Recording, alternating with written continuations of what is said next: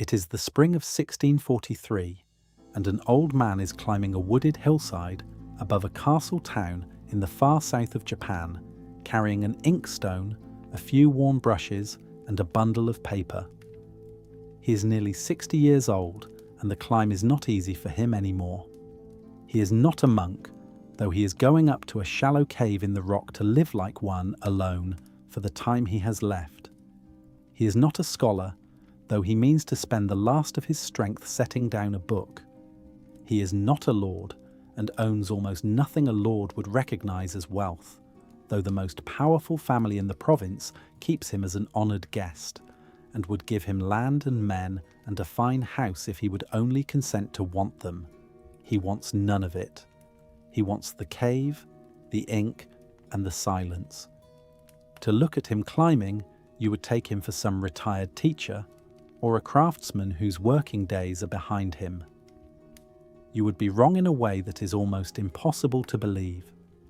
The hand that steadies the inkstone against the rock, the plain, aging, unremarkable hand, has done one thing in this life more completely than perhaps any other hand of its age. It has killed. This man had fought, by his own sober count, more than 60 duels against the finest swordsmen his country could send against him. Duels in which the loser very often did not walk away, and he had never once lost. Not as a boy, not as a young man, not in his prime. Never. He was, by the plainest measure there is, the deadliest swordsman alive, and quite possibly the deadliest his country had ever produced. His name was Miyamoto Musashi, and that is the knot this whole episode exists to untie. A man who reached a level of skill at killing that no one around him could approach, and who then spent the last part of his life climbing away from it, up to a cave, to take up a brush instead of a blade, and to write at the end of everything that the sword had never really been the point. That the whole long, violent discipline of it had been a road, and the road led somewhere the sword itself could not follow. To understand how a man arrives at a place like that, alone in a cave, painting small birds on bare branches and writing about emptiness, we have to go back to the beginning, to a country at war with itself, and a childhood with very little softness in it. He was born around the year 1584 in a village somewhere in the west of Japan. The exact place is still argued over, with two different provinces each claiming to be his birthplace, and the argument cannot really be settled now. What is certain is the world he was born into. For more than 100 years the country had been tearing itself apart, great lord against great lord, province against province, in a long age of civil war so constant that peace had become the thing people could barely remember. He was born near the very end of it, in the last years before one family would finally close its fist over the whole country and hold it shut for 2.5 centuries. But that ending had not come yet. He was born into violence as into weather. It was simply the condition of the air. His father was a hard man, a martial artist of real and recognized skill, a master of the sword and also of the short iron truncheon, a heavy weapon meant to catch and break an enemy's blade. He taught what he knew, and among the people he taught was his own son, and the teaching was not gentle. His mother died bringing him into the world, so that the boy began his life having already, in a sense, cost another. He grew up without her, under a stern and demanding father, in a household organized around the serious business of fighting. A childhood illness left his skin coarse and marked for the rest of his life, and something in his manner seems to have stayed just as rough. There is a story about him, impossible to prove and too characteristic to leave out, that he went through his entire life without once lowering himself into a bath, and that when asked why, he said a man in the water is a man who can be surprised without his weapon. Whether it is true hardly matters. It is the kind of thing that attached itself to him because it fit. What is not a story, what is set down in his own hand in the book he would write at the very end, is what happened when he was 13 years old. A wandering swordsman of a well-known school came through and put up the usual public challenge, an open invitation to anyone who cared to test himself. A boy of 13 accepted it. When the two of them met, the boy threw the grown man to the ground and beat him to death with a stick, 13 years old. It is worth stopping on that number because everything that follows grows out of it.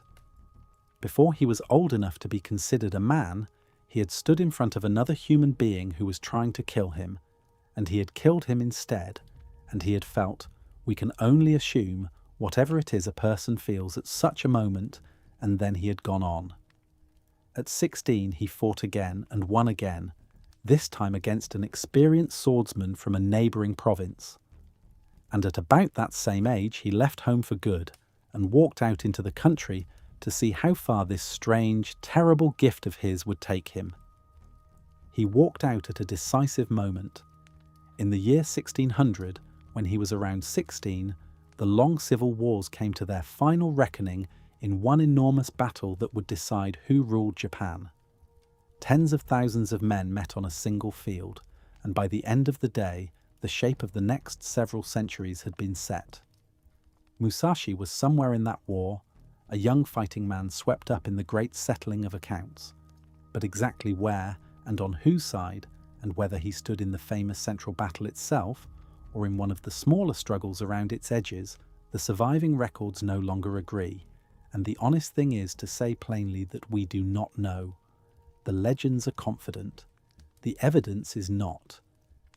What we can say is that he came out of that convulsion the way he went into it, a masterless young man with nothing to his name but an extraordinary talent for combat and no particular idea yet of what it was for. So he did what such men did in that age. He set out on what his century called the warrior's pilgrimage, a life on the road with no home and no master, moving from province to province, seeking out the strongest swordsmen he could find and challenging them to fight. This was not sport. A duel of that kind could be fought with real blades, and it could end in a death, and often did. He staked his life on the outcome each time, and each time he won, and each victory made his name a little larger, and the next challenger a little more determined to be the one who finally brought him down. None of them did. By the time he was around 29, he had fought more than 60 of these duels, against schooled masters and famous names and desperate unknowns, and he had won every single one. He had become, while still a young man, something close to a legend in his own lifetime, the swordsman who could not be beaten. And here is the first turn of the knot, the thing that makes him more than a violent curiosity from a violent age. A man with that record, in that world, had a clear and obvious path in front of him. He could sell his invincibility to a great lord, take a generous stipend, wear fine clothes, run a fashionable school in a big city, and grow comfortable and celebrated, teaching the sons of the powerful how to hold a blade. Many lesser swordsmen did exactly that. Musashi, for most of his life, would not. He refused again and again over decades to be owned in that way, to trade his freedom for security. He kept walking. He kept himself poor and unattached and strange. It is as if some part of him understood very early that the winning was not the answer to anything, that being unbeatable had not delivered whatever it was supposed to deliver, and that the real question lay somewhere on the far side of all these victories, in a place he had not reached yet and did not know how to name. He would spend the rest of his long life feeling his way toward that place. He would fight the 2 or 3 duels that outshine all the others and that people still tell stories about 400 years later.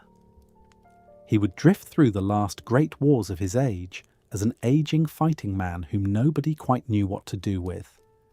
He would, astonishingly, teach himself to paint and become good enough at it that his pictures would be treasured as serious art long after the sword fights were over.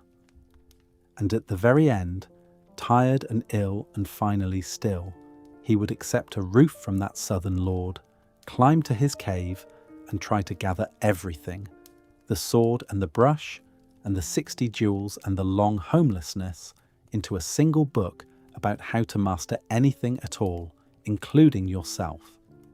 That book and the strange, severe, luminous mind behind it is what we are here for. But the mind was forged first in the body, on the road, in the endless testing of one life against another.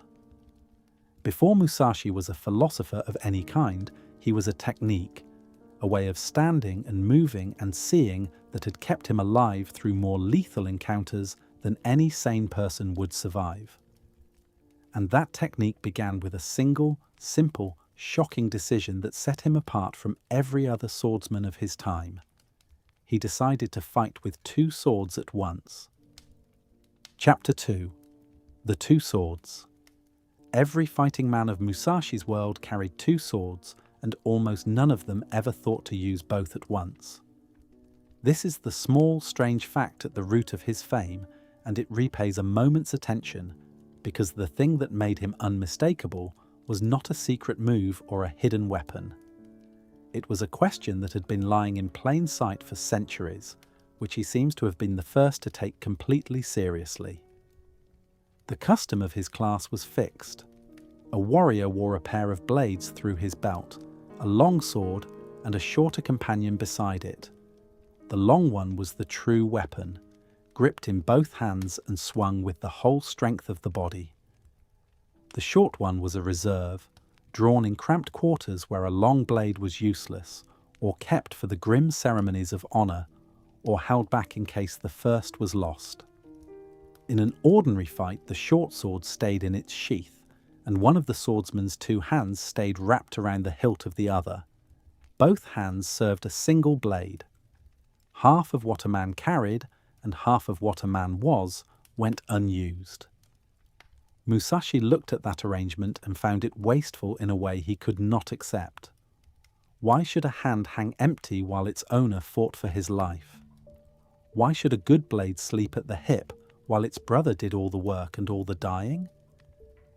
If a person could learn, through enough hard training, to drive the long sword with a single hand, then the other hand was suddenly free, and into that free hand went the short sword, and now the fighter met his enemy with two live edges instead of one. He called the school he built on this idea the School of the Two Heavens as one, and the name carries the whole thought inside it. Two things held apart and yet made one. Two swords, two hands, two minds almost brought into a single balanced command. It sounds, said quickly, like mere showmanship, a trick to unsettle an opponent, and no doubt it did unsettle them. A man who has trained his whole life against a single sweeping blade does not know quite what to do when confronted with two, one perhaps warding and pinning, while the other cuts. The geometry of the fight doubled and thrown out of its familiar shape. But Musashi did not think of it as a trick, and this is the part worth holding on to. He thought of it as the outward sign of something deeper, a principle about mastery itself that would run through everything he later wrote. The principle was this: you must be able to win with either hand, and you must not become the prisoner of any one weapon or any one way of holding it. He was scornful all his life of fighters who could only perform when everything was arranged just so, when the ground was even and both hands were free and the favoured blade was in its favoured grip. Real fighting, he knew from more encounters than he could easily count, is never arranged just so. A man might have to strike from horseback with one hand busy at the reins. He might be wounded in an arm, or wedged in a doorway, or slipping in mud, or holding something he could not drop.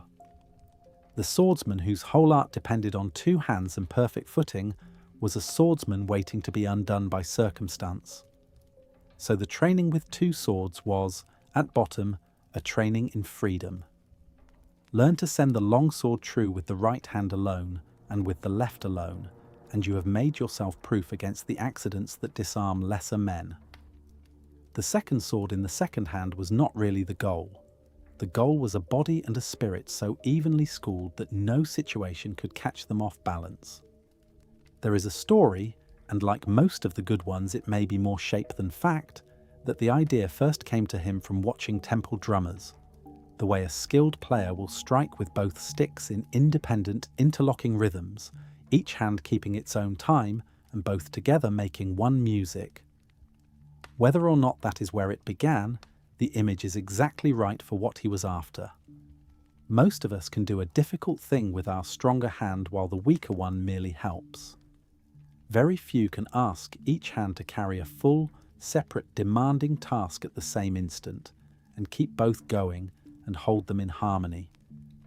That is a discipline of the whole nervous system, of attention itself, and Musashi understood that a person who could truly do it with two swords had trained something in himself that reached far past sword fighting.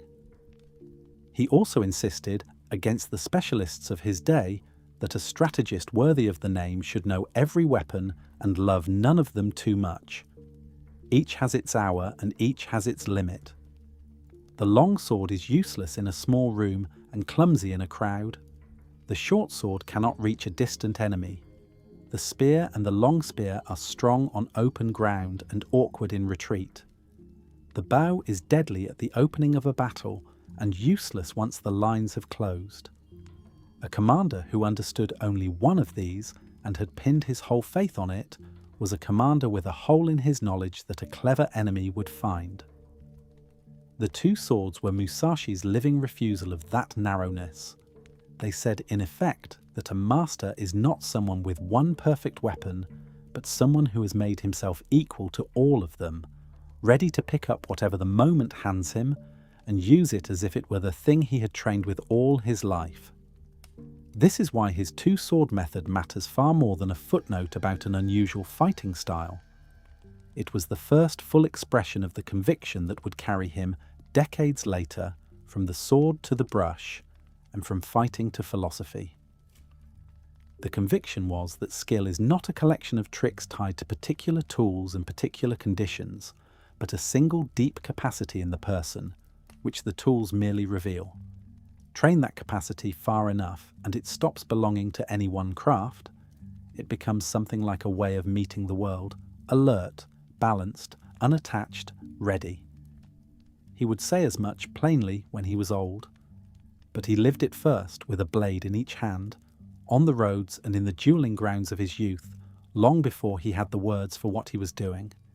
And he had chances to prove it that most swordsmen never faced, because his refusal to settle into a comfortable life kept sending him toward the strongest opponents in the country. The first of those great trials came in the old imperial capital, against a family that had been teaching the sword to the highest men in the land for generations, and that did not take kindly to being challenged by a rough young wanderer with two blades and no name worth the mention. Chapter 3. The House in Kyoto. Around the year 1604, when he was about 20, Musashi walked into the old imperial capital and set out to destroy one of the most respected families of swordsmen in the country. He did not put it that way, of course. He simply issued a challenge. But the challenge, once it ran its course, would leave a proud and ancient house broken, its name emptied of the authority it had carried for generations, and it would announce to the whole country that a new and frightening kind of fighter had appeared among them. The family in question had been teaching swordsmanship at the highest level for a very long time. In the days when the old military government still ruled from the capital, they had been sword instructors to the shoguns themselves, to the ruling house at the very top of the warrior order. That government had since fallen, but the family's prestige had outlived it. They ran a large and famous school. They had money, standing, a roster of students drawn from the best families, and a reputation that went back so far it was simply part of the furniture of the city. To challenge them was, for an unknown young man from the provinces, an act of almost comic arrogance. He might as well have walked into the capital and announced that he intended to correct the calendar. He began at the top, with the eldest son, the head of the house. When the two of them met, the contest was almost insultingly brief. Musashi, who had chosen to fight with a wooden sword against the family's finest steel, waited for his opening and then delivered a single tremendous blow. It was enough. The eldest son went down with his sword arm shattered, his career as a swordsman finished in the space of one heartbeat, his family's honor cracked straight across in front of witnesses. A man who has trained since childhood, who carries the weight of a celebrated name, who fights with a live blade against a boy holding a stick of wood, is not supposed to lose like that. But he did, and the story of it went through the capital like a cold wind. There was a deliberate cruelty in the wooden sword, and it is worth understanding because it wasn't bravado for its own sake. To fight a master swordsman's live steel with a piece of shaped oak is to announce before a single blow is struck that you do not consider him dangerous enough to require your own blade. It stacks the odds against yourself on purpose, and by winning anyway, it does not merely defeat the other man. It unmakes him. It says that the whole distance between his years of training and your raw superiority is so wide that you were willing to give him steel against wood, and still it was not close. Musashi used that wooden sword as an instrument of humiliation as much as of combat, and against a proud house whose entire capital was its reputation, humiliation was the deadliest weapon he owned. The broken arm would heal, more or less. The story that the head of the great school had been put down by a boy with a stick would not. The house could not let it stand. The second son, the younger brother, took up the family's cause, and here the matter turned deadly in the plainest sense. This was no longer a demonstration of superior skill. It was a blood quarrel, and when they fought, Musashi killed him. Two sons, the two pillars on which the family's future rested, thrown down one after the other by the same rough outsider, one crippled and one dead. The school that had taught the shoguns was now a house in mourning, its leadership gone, its reputation bleeding out in public, and its remaining members consumed by a need for revenge that had passed well beyond any question of fair contest. Consider the position they were in. Twice now they had sent their best against this wanderer, and twice their best had not been enough, and each defeat had been public, and each had stripped away another layer of the authority that was their only real inheritance. A school of that kind lives entirely on belief. Students come and pay and submit to hard years of discipline because they believe the name over the door means something, that to be trained by this family is to be trained by the best. 2 duels had put that belief in doubt, and a third defeat would end it altogether. They were fighting now not for honour in the abstract, but for their survival as a house, and men fighting for survival will do things that men fighting for honour will not. What they did next tells you how frightened they had become, and it set the stage for the strangest and most troubling of the 3 encounters. The family put forward as its champion a boy. He was the young heir of the house, a child, and he could not possibly have stood against Musashi for the length of a single exchange. Everyone involved knew this. The boy was not really meant to fight. He was a figurehead, a name to hang the family's honour on, and the actual plan was an ambush. They would gather a small army, dozens of armed men, retainers and students, and hired swords, some with bows, and they would meet Musashi at an appointed place on the edge of the city, near a pine tree that still stands in the memory of the story, and there, under the cover of a formal duel with a child, they would simply overwhelm him and cut him to pieces. Musashi understood exactly what was coming. He had not survived this long by being naive about the men he humiliated. And so, for once, he did the opposite of everything expected of a challenger. A man in his position was expected to arrive at his own leisure, even to come late, in the manner challengers so often use to their advantage. Instead, on this occasion, he did the exact reverse. He came to the meeting place long before the appointed hour, in the dark, alone, and he hid himself and watched. He let the ambush assemble in front of him. He counted the men, saw where the boughs were, understood the shape of the trap from the inside, while its makers still thought they were laying it. and when the moment came, he did the one thing none of them had prepared for. He struck first, and he struck at the center. He went straight for the boy. It is an ugly fact, and there is no softening it. The child was the point of the whole exercise, the living token of the family's claim, and Musashi cut him down at once because, with the heir dead, the ambush had already failed of its purpose, no matter how many men were left standing. Then, in the confusion of the thing they had planned so carefully falling apart in its first instant, he cut his way out. Against dozens of armed and enraged men, on ground of their choosing, he broke through and escaped, and lived. The details of how are lost in the fog that surrounds any such moment, half history and half the embroidery that heroism attracts. But the outcome is not in doubt. He walked away, and the great house of the capital did not. That was the end of them as a power. A family that had taught the sword to the rulers of the land, had staked everything on destroying one man, had brought a child and a mob to do what two trained sons could not, and had been beaten again, comprehensively, humiliatingly, by the same person a third time. Their name never recovered. The school faded, and Musashi, barely into his 20s, had done something that no amount of quiet skill in a dueling ground could have done. He had toppled an institution. He had shown that lineage and prestige and the accumulated authority of generations counted for nothing against a sufficiently superior individual, that the whole edifice of inherited reputation could be knocked flat by one person who was simply better and harder and more willing than everyone arrayed against him. The warrior world of the time did not quite know how to hold what he had done. On one hand, it was a spectacular demonstration of skill, the kind of thing that makes a swordsman immortal, and his name climbed accordingly.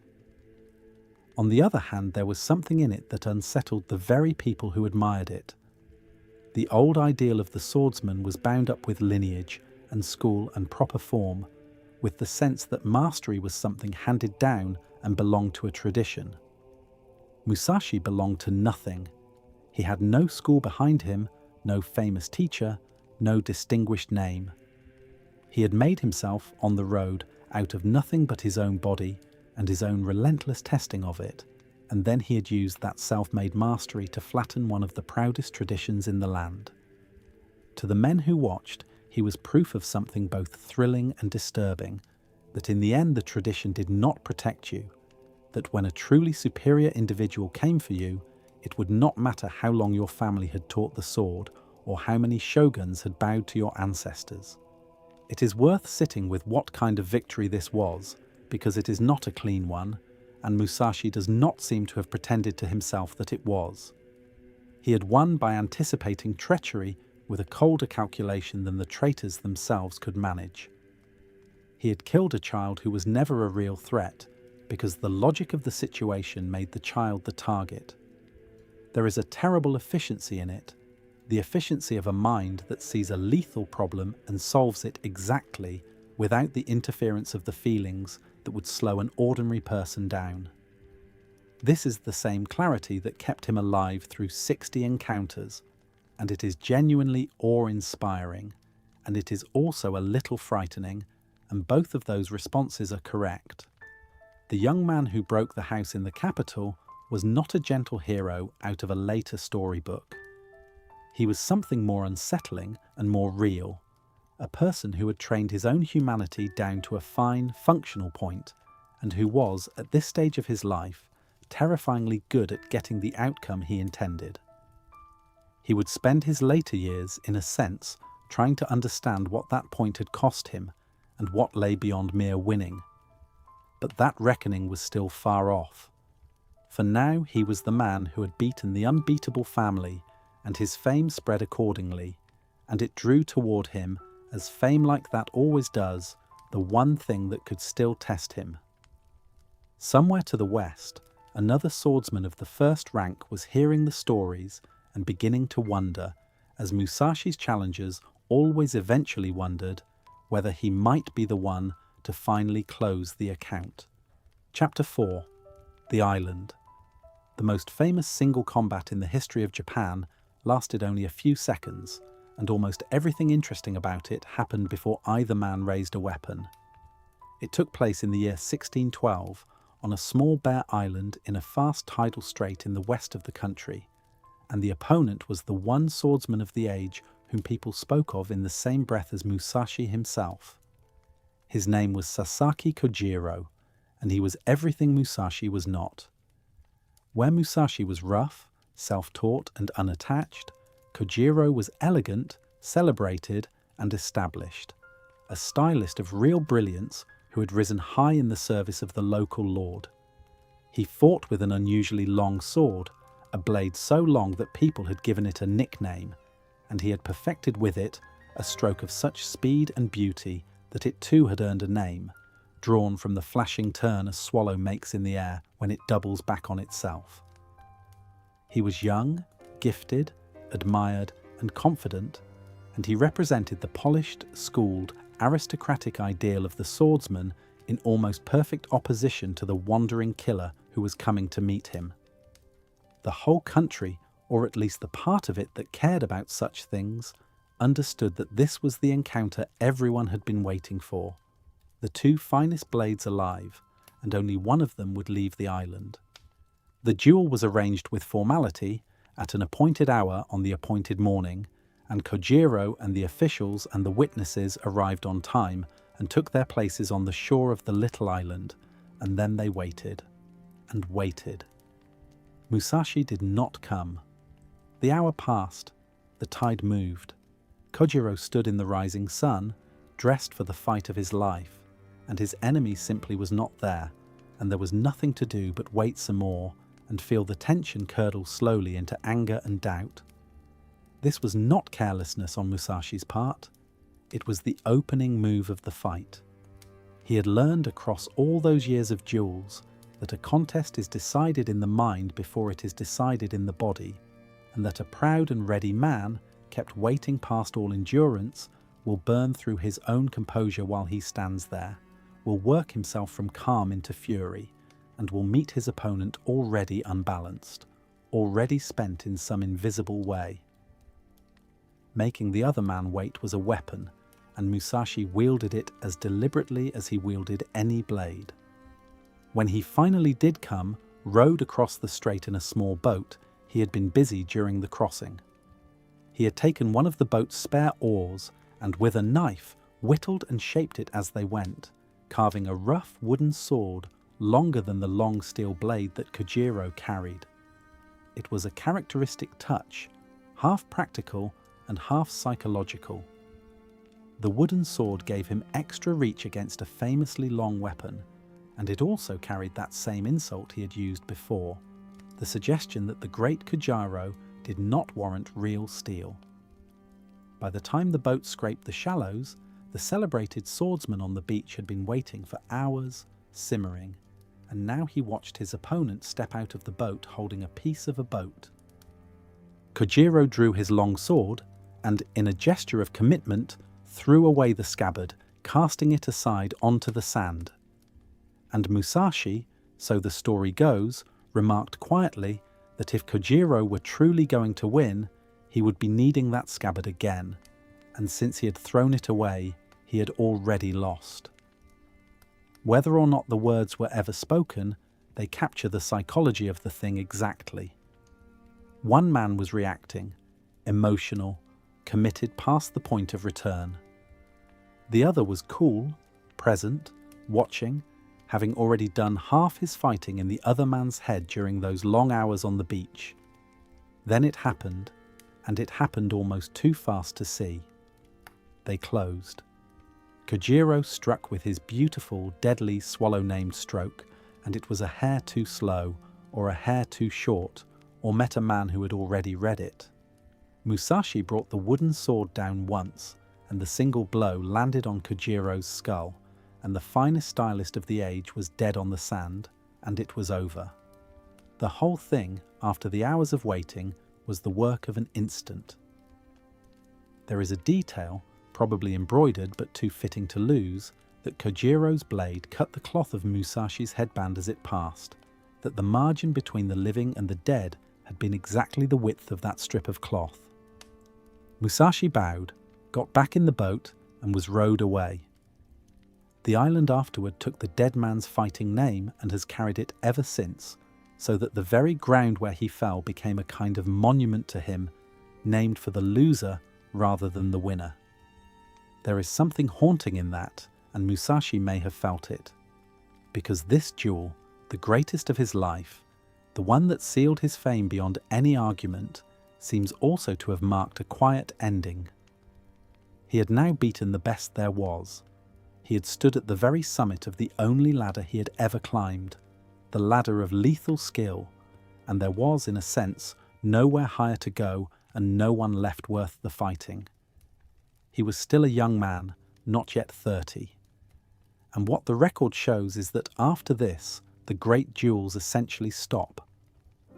The man who had defined himself entirely by these encounters, who had walked the country for years seeking exactly this, turned at the height of his powers and walked away from the thing that had made him. Why he did that and what he was walking toward is the real question of his life. Chapter 5. The Wooden Sword. A man who has never lost is in a strange and lonely position, and it is one of the most revealing facts about Musashi that he seems to have understood this, and to have been quietly troubled by it at the very moment the whole world was celebrating him. He had done the thing. He had climbed to the top of the only mountain he had ever cared about.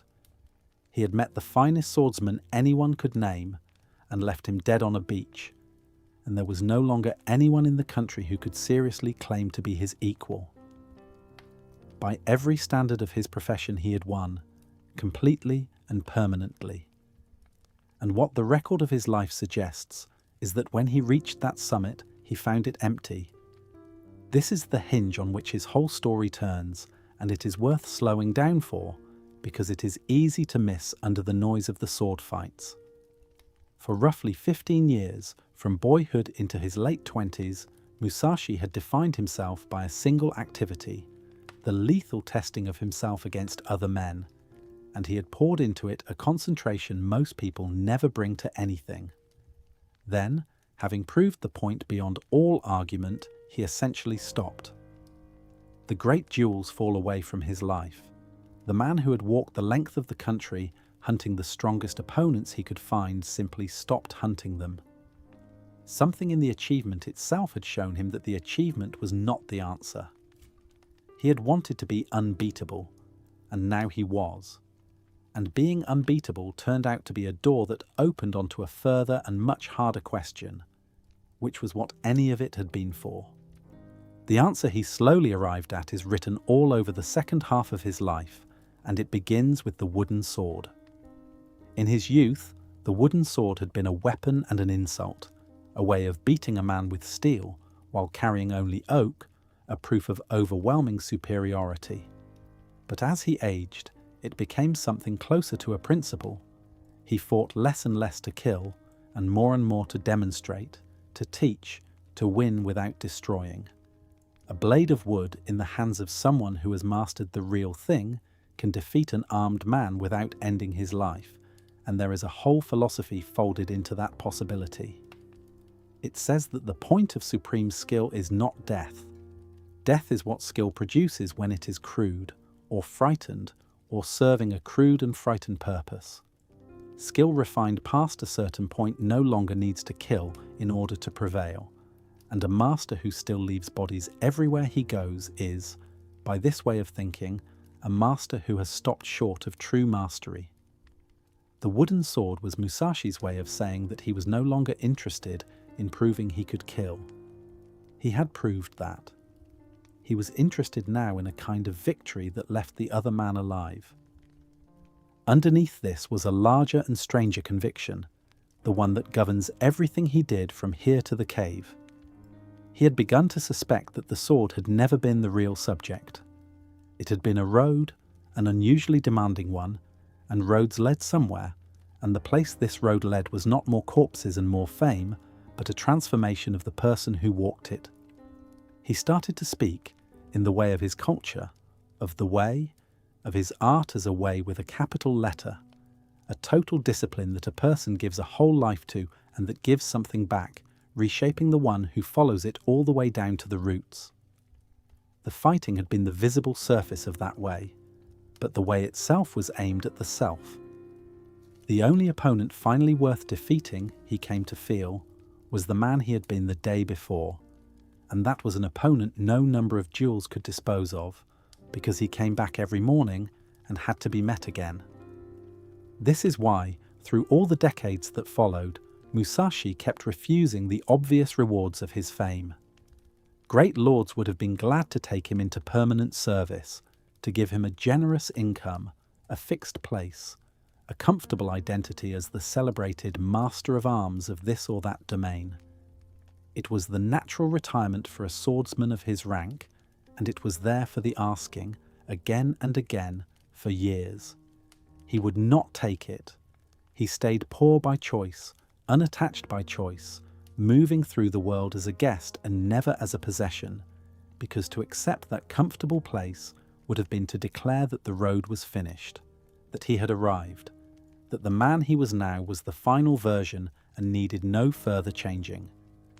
He did not believe that.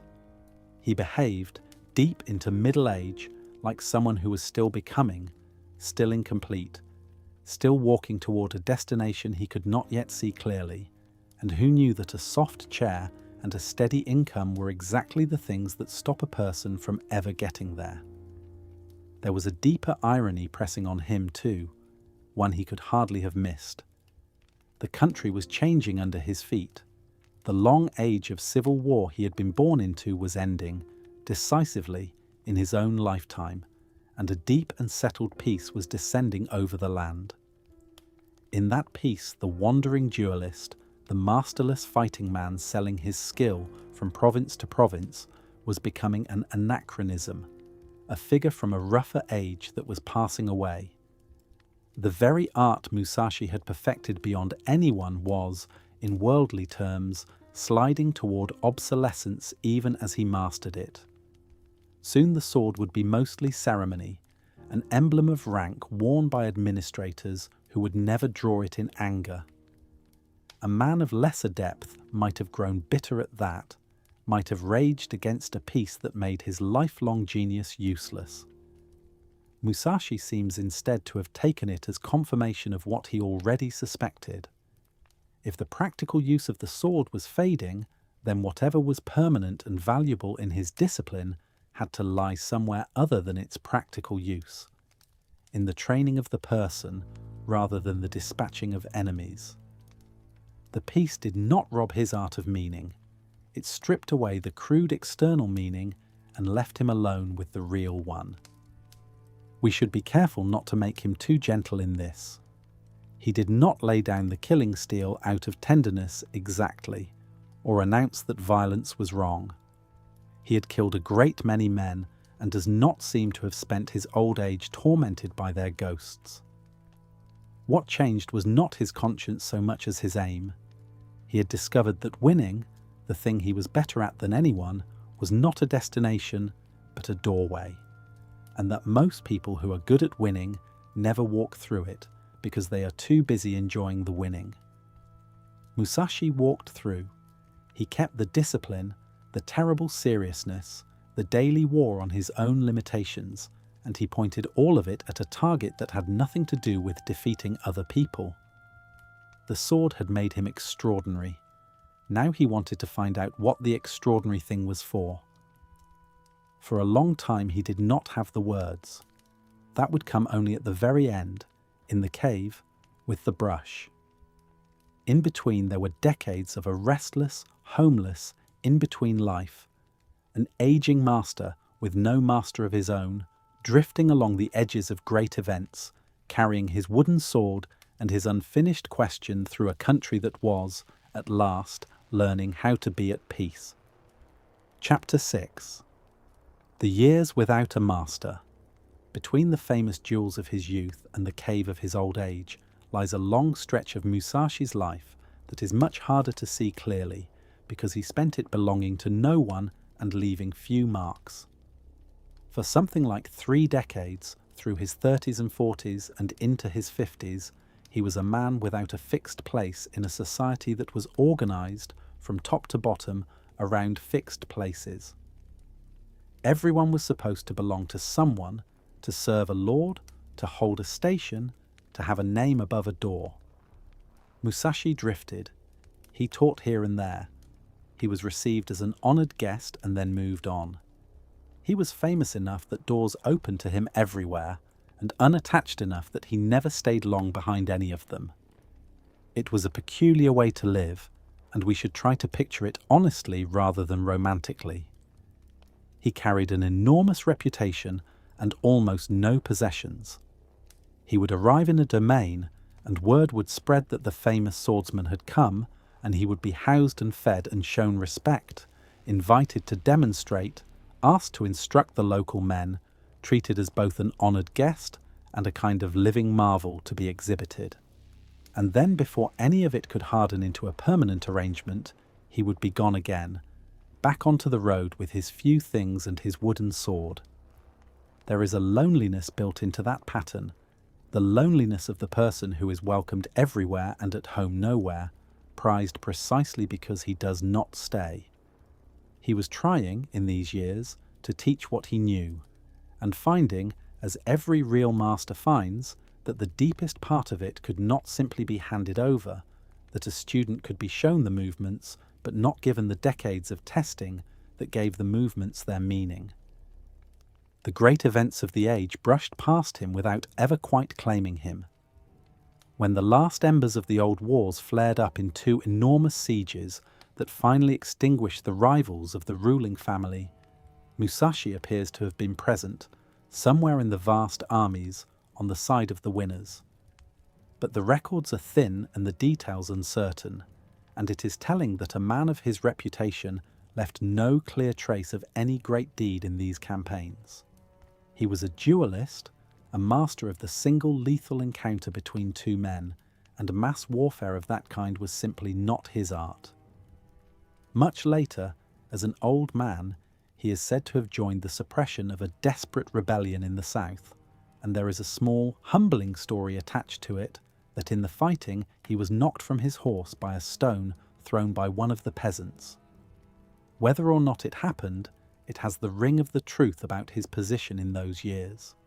The greatest swordsman alive, unhorsed by a rock in someone else's war, a magnificent instrument for which the world no longer had quite the right use. He never married and had no children of his own, but in the way of his culture he adopted sons and took their futures seriously. Their fates say something about the world he moved in. One of them entered the service of a lord, and when that lord died, took his own life in order to follow him into death, in accordance with a grim ideal of loyalty that Musashi's whole restless independence seems to argue against. Another rose high, became a senior retainer of a great domain, a man of rank and administrative weight, exactly the settled establishment figure that Musashi himself had refused for a lifetime to become. He poured his teaching into these young men, and then watched them take the ordinary roads he had declined, into loyal death and into loyal service, as if he needed to see up close the lives he had turned away from. For himself, he kept turning them away. The offers of permanent, comfortable service never stopped coming, and he went on declining them past the age when most men would have been desperate for the security. He would accept hospitality, but not ownership. He would train a lord's retainers and enjoy a lord's respect, and then keep his freedom to leave. There is something almost stubborn in it, a refusal to close the account of his own life while he still felt unfinished, that carried him deep into an old age most swordsmen never reached, since most swordsmen of his kind died young, on the ground, at the hands of someone slightly faster. Musashi simply never met that person. He aged, which for a duelist is its own rare achievement, and he aged still searching. And then at last, near the end, he let himself come to rest. The lord of a great domain in the far south, a powerful and cultivated man, invited him not as a servant, but as an honoured guest, offering him a stipend, a residence, and above all the quiet in which to train, to teach the domain's swordsmen and to pursue the other arts that had increasingly filled his hands. Musashi accepted. After a lifetime of the road, of belonging nowhere on principle, he settled in the southern castle town for his final years, an old master given, finally, a roof and a measure of peace. It is tempting to read this as surrender, the wanderer worn down at last into an ordinary retirement. It was nothing of the kind. He had not stopped becoming. He had simply arrived, after all those decades, at a place quiet enough to do the last and strangest part of his work, the part that had nothing to do with the sword at all. Chapter 7. The Brush and the Sword. Sometime in his middle years, the man who had killed more opponents than any swordsman in Japan sat down with a brush and a dish of ink and began to paint, and the astonishing thing is not that he tried it, but that he was extraordinarily good at it. His paintings survive. You can stand in front of them today in Japanese museums, where they are treated not as curiosities produced by a famous killer, but as serious works of art in their own right, and the best of them are very fine indeed, admired by people who know nothing of sword fighting and care less. He had no teacher that anyone knows of. He seems to have arrived at his skill the same way he arrived at everything, by looking hard, stripping away everything unnecessary, and driving straight at the essential thing. His most famous painting shows a shrike, a small predatory bird, perched near the top of a bare dead branch that rises the whole height of the picture. Below it, lower down the branch, a few tiny insects go about their business, unaware. The bird is alert, still, entirely concentrated, a compact knot of readiness at the top of that stark vertical line, and the whole image is done with an economy that takes the breath away, a handful of brush strokes, vast areas of empty paper, not one mark more than the subject requires. There is nothing pretty about it. It is spare, severe, and completely alive. And anyone who has understood the swordsman will recognize the swordsman in it immediately, because it is the same sensibility exactly, transposed from steel to ink. The stillness that is really coiled attention, the refusal of everything decorative, the single decisive gesture, and the enormous loaded emptiness around it. The shrike waiting on the branch is watching its world the way Musashi watched an opponent, and the brush that made it moved with the same trained certainty as the sword.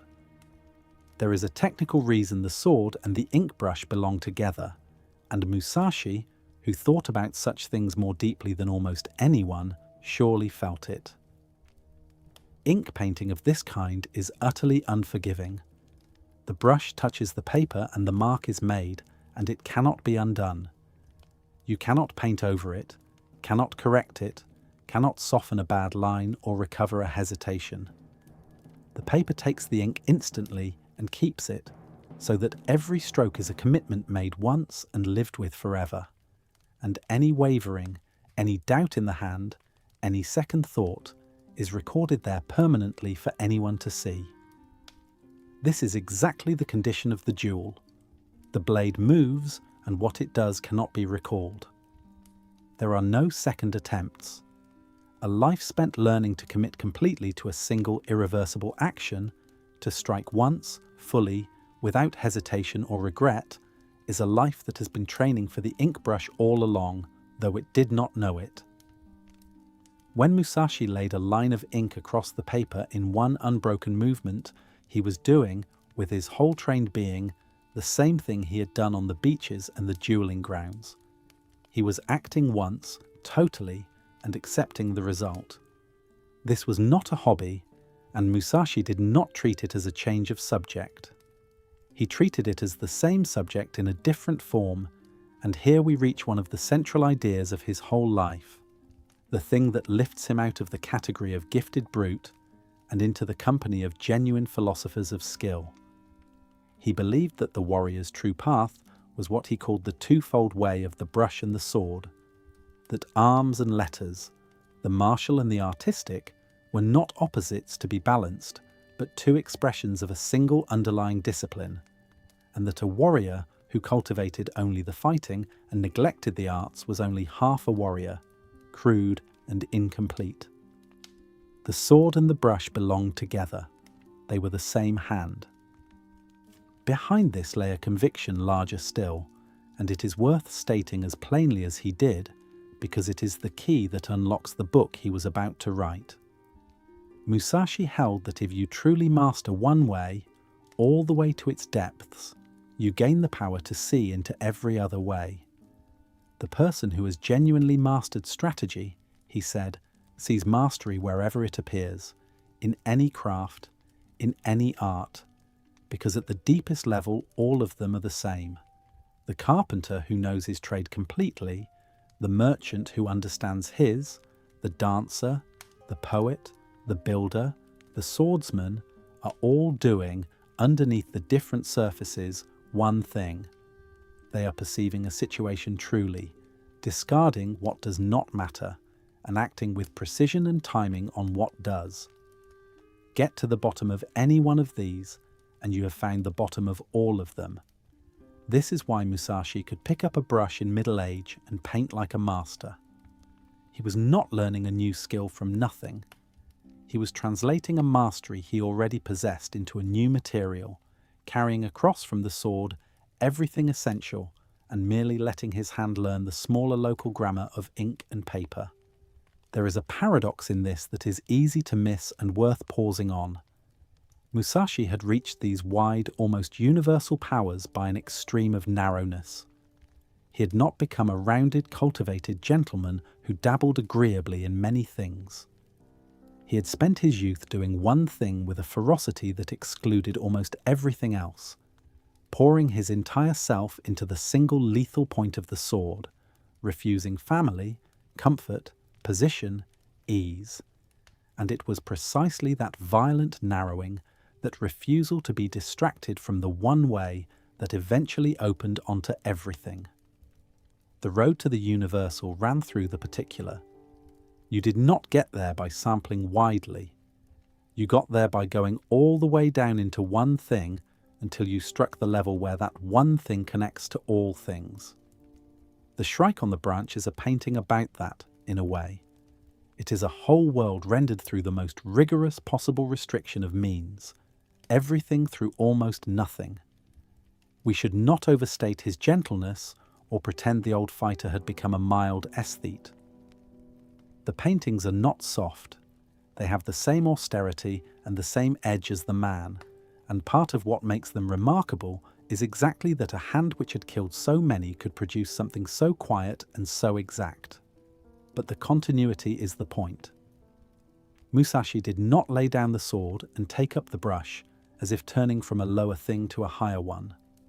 He took up the brush as another way of practicing the very same discipline the sword had been practicing all along, the discipline of seeing clearly and acting without waste. Calligraphy, carving, the working of metal, the making of images, all of it was the way wearing different clothes, and he moved among these forms in his old age like a man walking through the many rooms of a single house he had spent his whole life building, and all of it was pushing toward one final task. He had lived the way for 60 years, in the body, in the sword, in the ink. What he had never done was set it down in words, gather the whole thing into a single account that could outlast him and be handed to those who came after. That was the work still waiting, and for it he would need more solitude than the busy life of an honoured guest could give him. He would need to get away from people altogether. So, old and increasingly unwell, he looked up at the hills above the southern town where he had finally come to rest, and he chose a cave. Chapter 8. The Cave. Inside the cave is small and plain, a shallow opening in the rock face on the wooded hillside, with a view down over the valley and the castle town below. This is where the old man we followed up the hill at the very beginning came to spend the last part of his life, and it is where, cross-legged on the stone, ill and nearing 60, he did the final work that has carried his name down 4 centuries to us. He had spent a lifetime in ceaseless motion, walking the roads of a whole country, and he ended it in almost complete stillness, in a hole in a hill, with an inkstone and a brush, and the enormous task of turning a life into words. Picture the plainness of it. No desk, no library, no assistance, no comfort.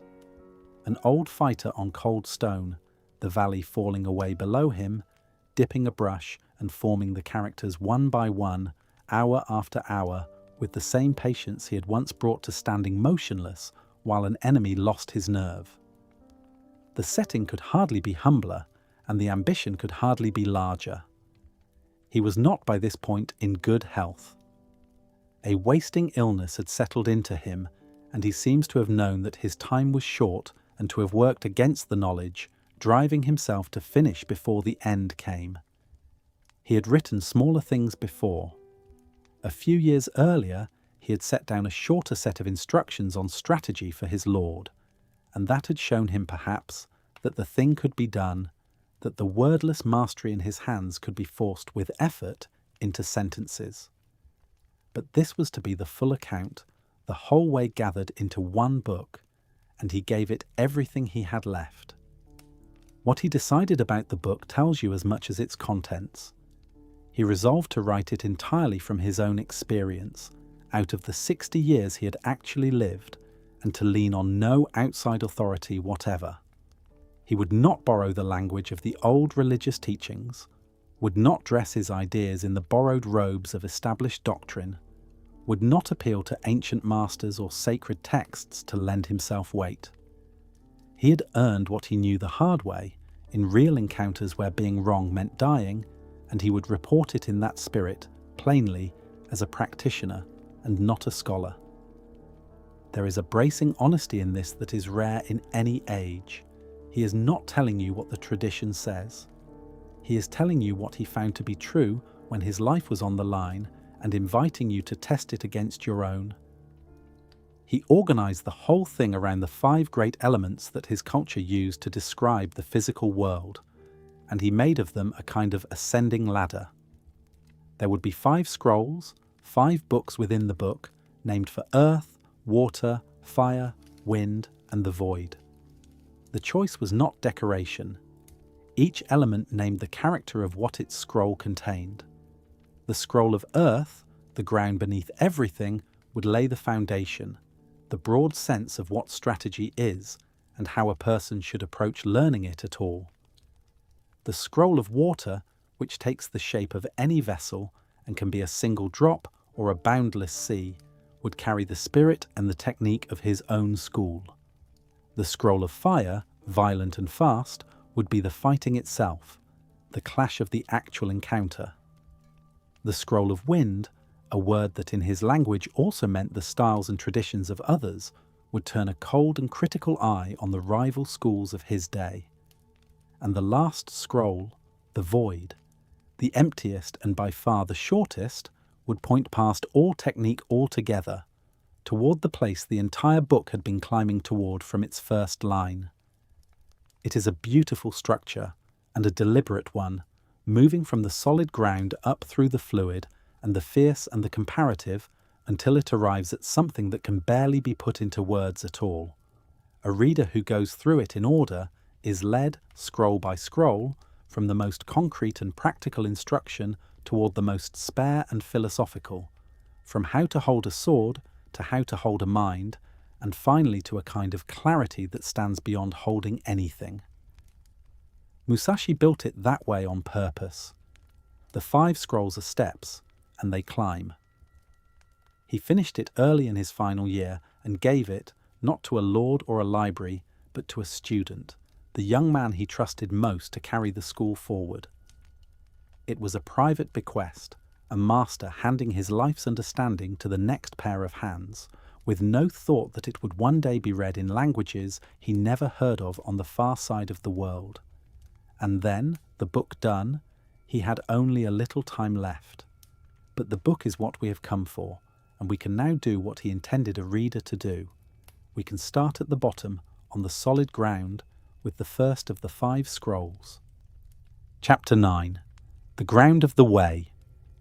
The first scroll is named for the earth, the solid ground, and it does what a foundation does. It carries no fancy technique, teaches no special stroke, promises no secret. It sets down what the whole enterprise rests on, and the first thing it insists is that strategy, the art Musashi spent his life on, is far larger than sword fighting.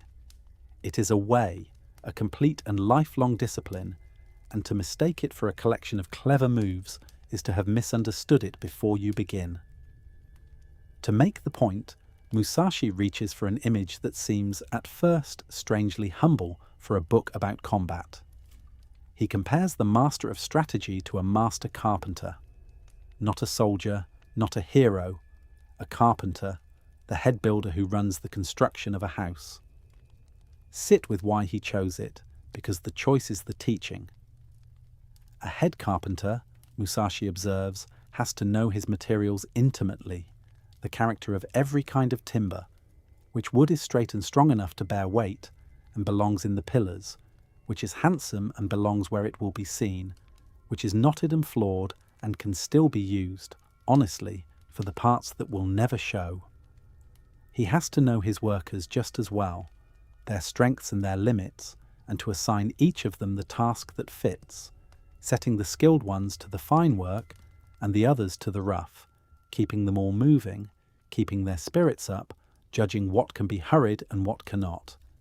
And he has to hold the whole design in his mind at once, the finished house, while attending to 1,000 small present details, so that the thing actually gets built and stands and does not fall down in the first storm. A commander, Musashi is saying, is exactly this. Leadership in war, or in anything, is the art of knowing your materials and your people truly, of seeing each thing and each person for what it actually is rather than what you wish it were, and of deploying all of it toward an end you hold steadily in view. The general who understands his soldiers the way a good carpenter understands his timbers, who puts each where its nature makes it strong, will build something that holds. The one who does not will build something that collapses. And the individual fighter, too, has his place in the image, for the ordinary carpenter must keep his tools sharp and his skills honed and do good, sound, unglamorous work day after day. The whole of strategy, from the lone swordsman to the commander of armies, is laid out here as a craft, a matter of skilled, patient, clear-eyed making, and not as a matter of glory or force.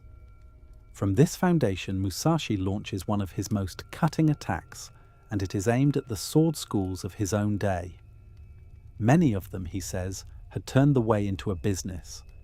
They had learned that you could attract paying students by making the art look impressive, by developing elaborate showy techniques that dazzled the eye and flattered the buyer, by selling the appearance of mastery rather than the difficult substance of it.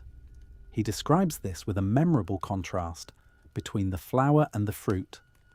These commercial schools, he says, cultivate the flower, the attractive surface, the thing that sells at the expense of the fruit, the real nourishing effectiveness that is the only thing that matters when your life is actually at stake. It is a devastating charge, and it is not really about the 16th century. Anyone who has watched a serious discipline get packaged, prettified and sold, watch the marketing crowd out the mastery, and the impressive-looking crowd out the genuinely good, knows exactly what he means. Musashi had beaten the products of the fashionable schools with a piece of wood. He had earned the right to say that the flower is not the fruit, and he says it without mercy. So how does a person learn the real thing, the fruit and not the flower? The scroll closes with a set of plain rules for anyone who would follow the way, and their plainness is the point. Think honestly, without deceiving yourself, for self-deception is the first enemy. Understand that the way is in the training, in the doing, in the daily unglamorous practice, and not in talk about it or reading about it. Acquaint yourself with every art, not just your own, and learn something of the ways of all trades and professions, because mastery in one place teaches you to recognize it everywhere. Learn to judge the true worth and the hidden cost of things, to tell real gain from apparent gain. Develop the capacity to perceive what cannot be directly seen, to read the situation beneath the surface of the situation. Pay attention even to the smallest things, because the small things are where the large ones are decided. And do nothing that is useless, waste no motion and no effort, strip your practice down to what actually serves. There is no mysticism in any of this. It is the hard, practical, almost unglamorous counsel of a man who learned it all in places where getting it wrong was fatal, and it applies as directly to a life today as to a swordsman 400 years ago. There is something quietly radical in this plainness, and it is easy to walk past. The sword schools of Musashi's world traded heavily in mystery. They wrapped their teachings in secrecy, in graded ranks and hidden scrolls, handed over only to initiates, in an atmosphere of the sacred and the occult that made the master seem a keeper of forbidden knowledge and kept the student dependent and impressed. Musashi does none of this. He states his principles openly, in ordinary language, and grounds them not in secret transmission, but in plain experience anyone could in principle check.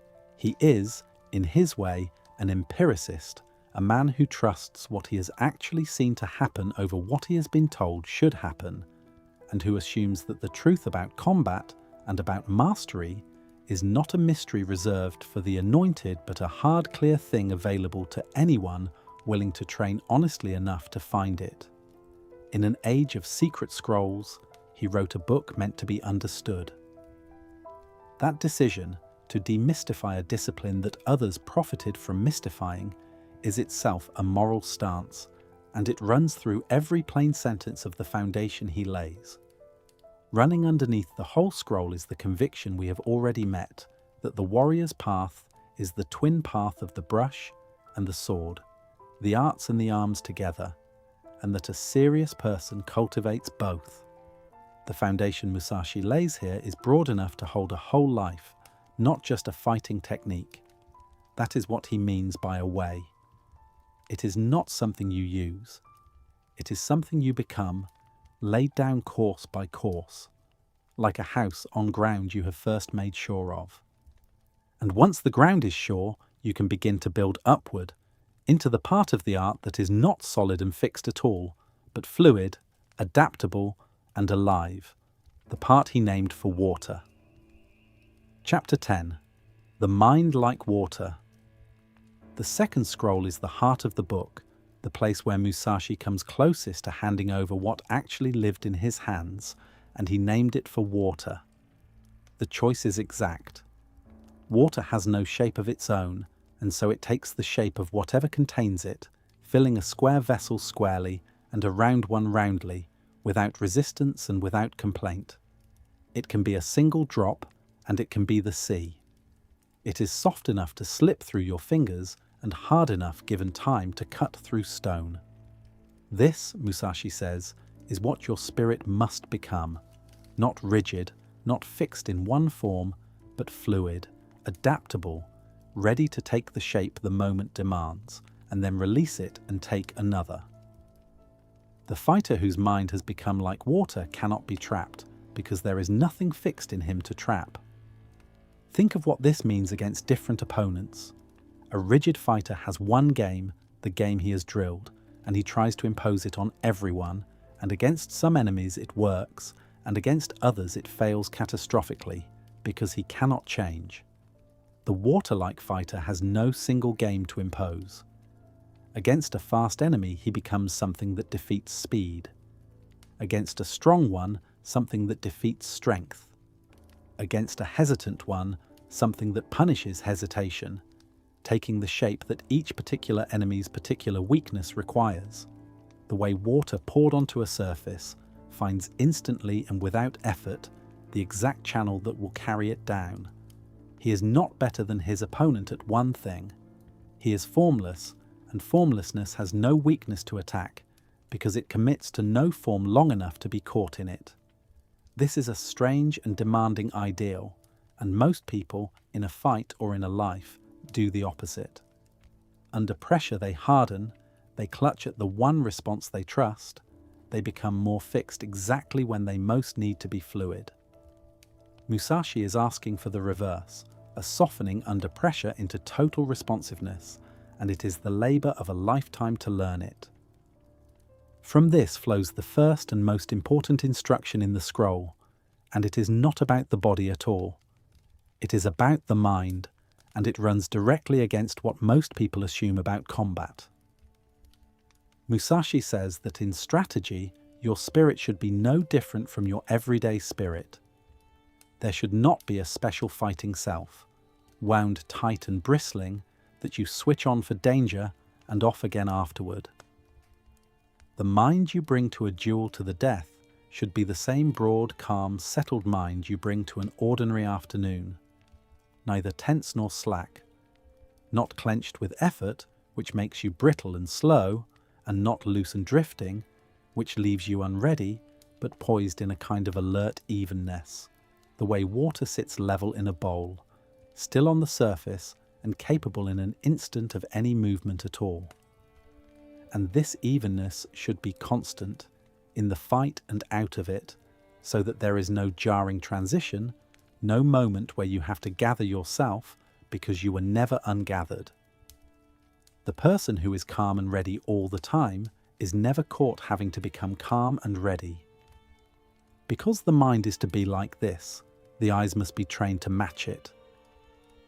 Musashi draws a distinction between two kinds of seeing that is one of the most useful things in the whole book. There is looking, the narrow focused sight that fixes on a single object, and there is perceiving, the broad, soft, encompassing awareness that takes in the whole field at once. Most people in a crisis do the first. They lock onto the threat, the enemy's blade, the one thing that frightens them, and in doing so they go blind to everything else, and a fighter who is staring at your sword cannot see your feet, your shoulders, your intention, the second attacker at the edge of the field. Musashi says the perceiving must be strong and the looking weak. See the whole. Take in the distant as though it were near, and the near without fixing on it. Do not let your gaze be captured by the blade, because the blade is not where the fight is decided. The fight is decided in the whole situation, and only the broad, unfixed, water-like eye can hold the whole situation at once. You already know this kind of seeing, even if you have never held a sword, because you use it whenever you do something difficult and familiar at the same time. A practiced driver on a busy road does not stare at any single car. The eyes rest softly on the whole moving field, and the driver somehow knows where everything is, senses the vehicle drifting up on the left, the brake lights 3 cars ahead, the child near the curb, all of it held at once in a wide, calm, receptive awareness, and it is precisely when a driver locks onto one thing in alarm that the accident tends to come from somewhere else. A person new to the road does the opposite, gripping the wheel, staring rigidly ahead, overwhelmed, seeing one thing at a time. The difference between them is exactly the difference Musashi is teaching, and he had arrived at it the hard way, in a setting where the failure to see the whole field did not dent a fender, but ended a life. The broad gaze is not mystical. It is what expertise looks like from the inside in any domain where many things are happening at once, and you must answer all of them. The scroll also carries Musashi's plainest instruction on how the body actually strikes, and it turns out to be of a piece with everything else. A cut, he insists, is not made with the arms. It is made with the whole body, the feet and the hips and the trunk delivering the blade. The sword merely the last and thinnest edge of a movement that begins in the ground. A person who cuts with the arms alone is weak and can be resisted. A person who has learned to put the entire weight of a committed body behind the edge cuts through resistance as if it were not there.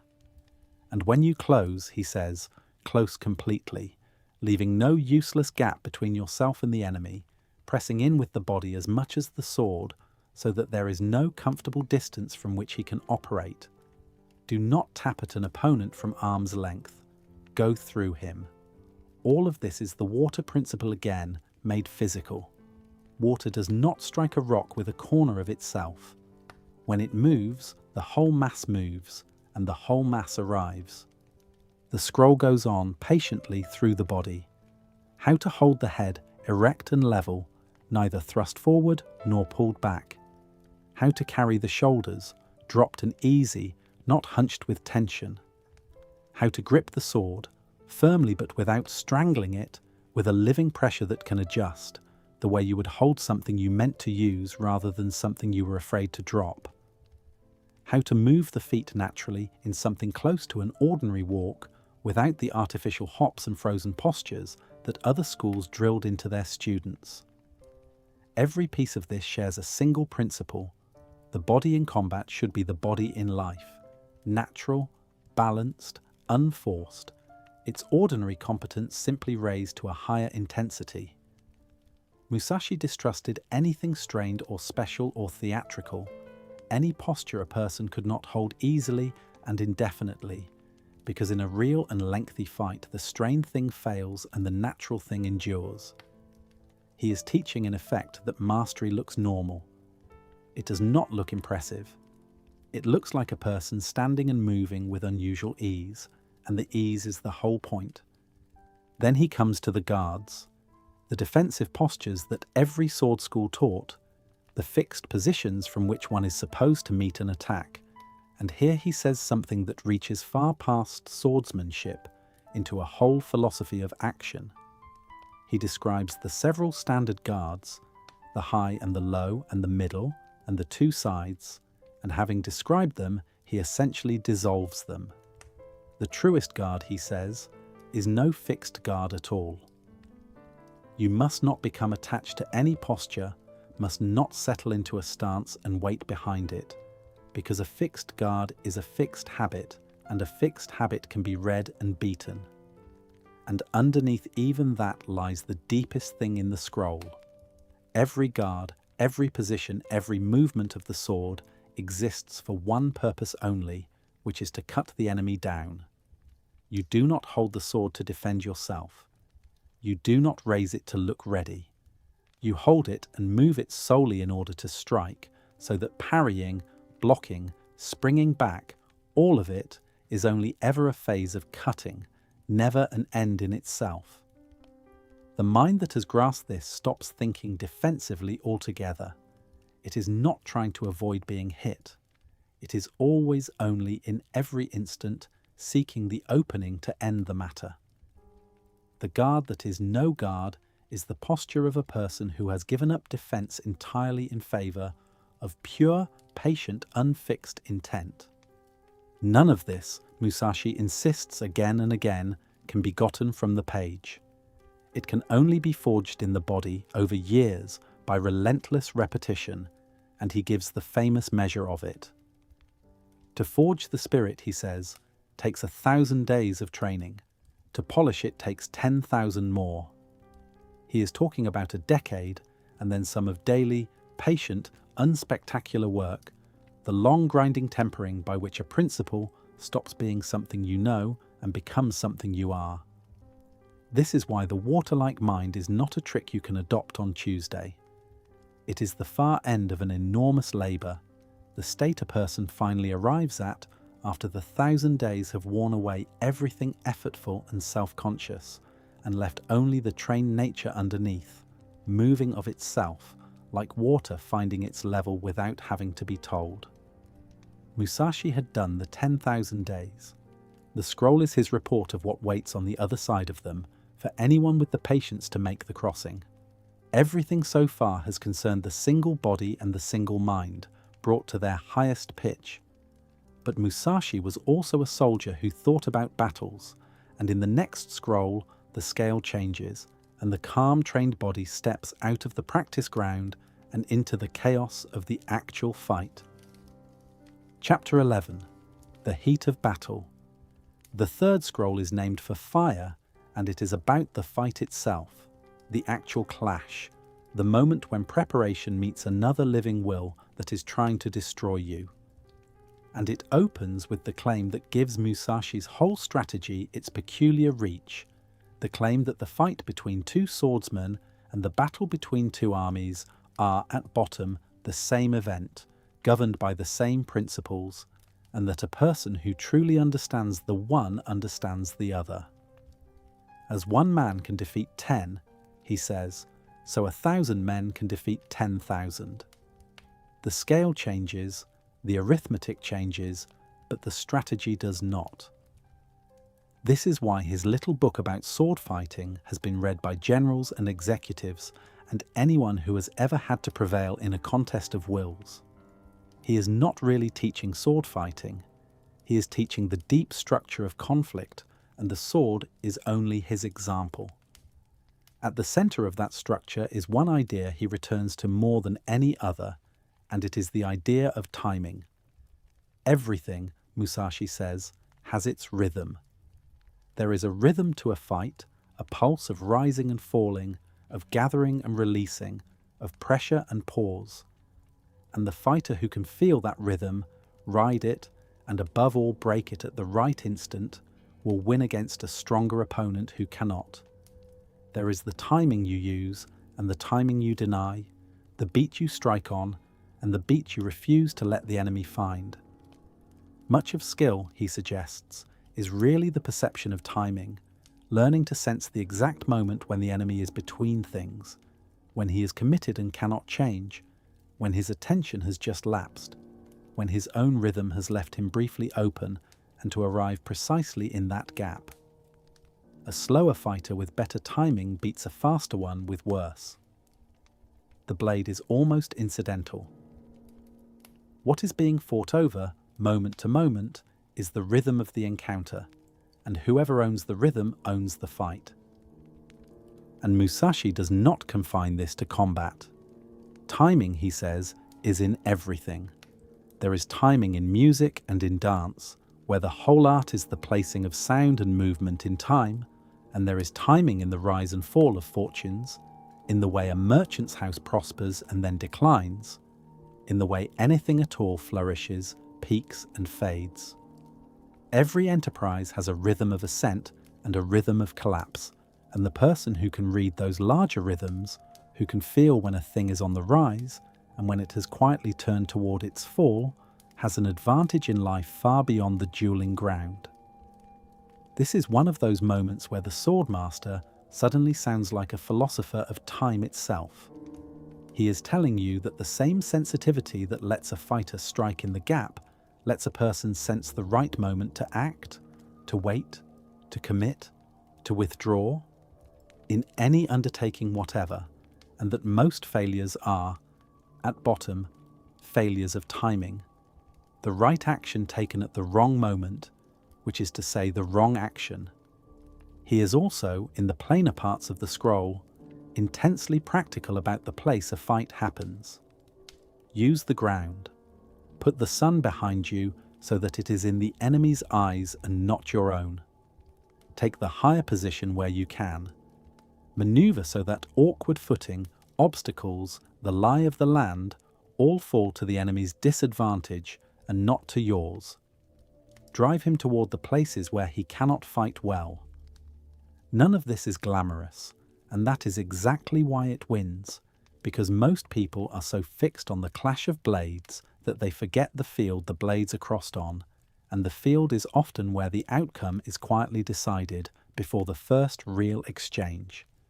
Because of this, Musashi is fiercely concerned with taking the initiative, with being the one who acts rather than the one who reacts, and he lays out the ways it can be seized. You can take the lead by attacking first, moving before the enemy is ready, and carrying the encounter to him.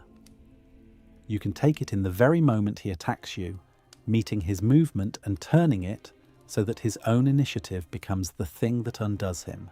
And you can take it by drawing him out, provoking his commitment, and then answering it from a readiness he did not know you had. However it is done, the principle is constant. Do not wait passively to see what happens. A person who merely responds has already handed control to someone else, and control is the whole game. Even in defense you should be, in spirit, attacking, always pressing toward the decisive moment rather than flinching away from it. Then the scroll turns to the part that is least about weapons and most about minds, and it is the most modern-feeling material in the entire book. Combat for Musashi is largely psychological, a matter of working on the enemy's inner state until it collapses.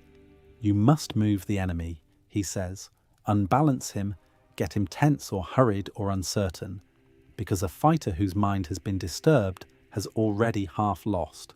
And most striking of all, he describes how a state of mind can be passed directly from one person to another, like a contagion. If you become genuinely calm and unhurried, the enemy catches the uncertainty of a man facing someone he cannot rattle. You can deliberately infect him with your own state, transmit boredom to make him careless, transmit alarm to make him rush, the way a yawn passes around a room, or the way one person's panic can empty a building. He even speaks of making the enemy feel a kind of wavering, and then striking while the wavering is in him. The fighter, in this account, is not just moving a sword. He is reaching across the space between two bodies and playing on the instrument of the other man's nervous system. Bound up with this is one of his deepest and most humane pieces of advice, which is to become the enemy. To defeat someone, he says, you must be able to put yourself fully inside his position, to think his thoughts, to feel what he feels. And he gives the crucial example.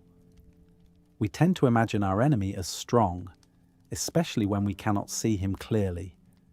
But if you truly place yourself in his position, you often find that he feels cornered, frightened, overmatched, that he is thinking of you the way you are thinking of him. The man hiding in the house seems formidable from outside and feels trapped from inside. Only by becoming the enemy, by inhabiting his fear as well as his strength, can you know what he will really do and act on it before he does. There is a strange compassion folded into this coldest of arts, the requirement that to beat a person you must first fully understand what it is to be him. He fills out the scroll with vivid concrete images for all of this. There is the principle he calls holding down the pillow, which means sensing the enemy's intention in the very instant it begins to form, before it becomes a movement, and smothering it at the source so that he can never quite lift his head to act. There is the counsel when a fight has become tangled and stuck, when both of you have fallen into a rut of exchange that is going nowhere, to throw the whole approach away and begin again fresh, changing everything so as to break the deadlock. Each of these is a small tool, but they all serve the one governing aim of the scroll, which is to keep the enemy always off balance, always a half step behind, always dancing to a rhythm you are setting until the moment comes, as timing says it must, when he is open and the thing is ended. Having taught his own art of the fight, Musashi does something that shows the confidence of a man with nothing to hide. He turns and looks hard at everyone else's, at the rival schools crowding the country, and he tells you, without much politeness, exactly what he thinks is wrong with them. Chapter 12. The Ways of Others. The fourth scroll is named for the wind, and the choice of word is a deliberate double meaning, because in Musashi's language, the same word that means wind also means style, in the sense of the styles and traditions handed down by the various schools. So this is the scroll in which he turns from his own method and looks outward, coldly, at everyone else's, at the crowd of rival sword schools that filled the country, and tells you plainly what he believes is wrong with each of them. It is the most combative and least gracious part of the book, and it is enormously clarifying because a person often shows you what he truly values most sharply when he is telling you what he despises. His criticisms fall on one school after another, and each is pinned to a particular fixation. There are schools, he says, that build everything around a very long sword, prizing reach above all, trying to defeat the enemy from a safe distance. And this, Musashi argues, is a weakness dressed as a strength, because a fighter who depends on a long blade is lost the moment the enemy gets inside his reach, and his whole art betrays a certain fear, a wish to win without coming close. There are schools that go the other way and make a cult of the short blade and darting in, which is just as much a fixation, just as readable. There are schools that worship strength, that train powerful men to overwhelm with force, and Musashi, who had beaten powerful men all his life, points out the obvious, that strength always meets greater strength eventually, that it fades with age and fails under fatigue, and that a method resting on it rests on sand. Then there are the schools that pride themselves on a great abundance of techniques, dozens upon dozens of named cuts and guards and forms, an ever-growing catalogue of moves. And here his scorn is at its sharpest, because this is the error he considers most seductive. Collecting techniques feels like progress. The student learns move after move and believes he is getting better, and the school sells more and more of them, and the whole thing has the appearance of depth. But it is, Musashi says, mostly beside the point. You do not need many ways to cut a man down. You need to actually cut him down, and a person who has truly mastered a very few things, or even one thing completely, will destroy a person who half knows 100. The ever-growing catalogue impresses the buyer and reassures the student that he is progressing, and all the while it draws attention away from the one thing that actually decides the matter, which is defeating the enemy in front of you. He is equally hard on schools obsessed with fancy footwork, special ways of stepping and sliding and leaping, pointing out that the real ground of a real fight is uneven, muddy, cramped, cluttered, that you cannot count on the tidy floor of a practice hall, and that any footwork too special to use on broken ground is footwork that will fail you exactly when it matters.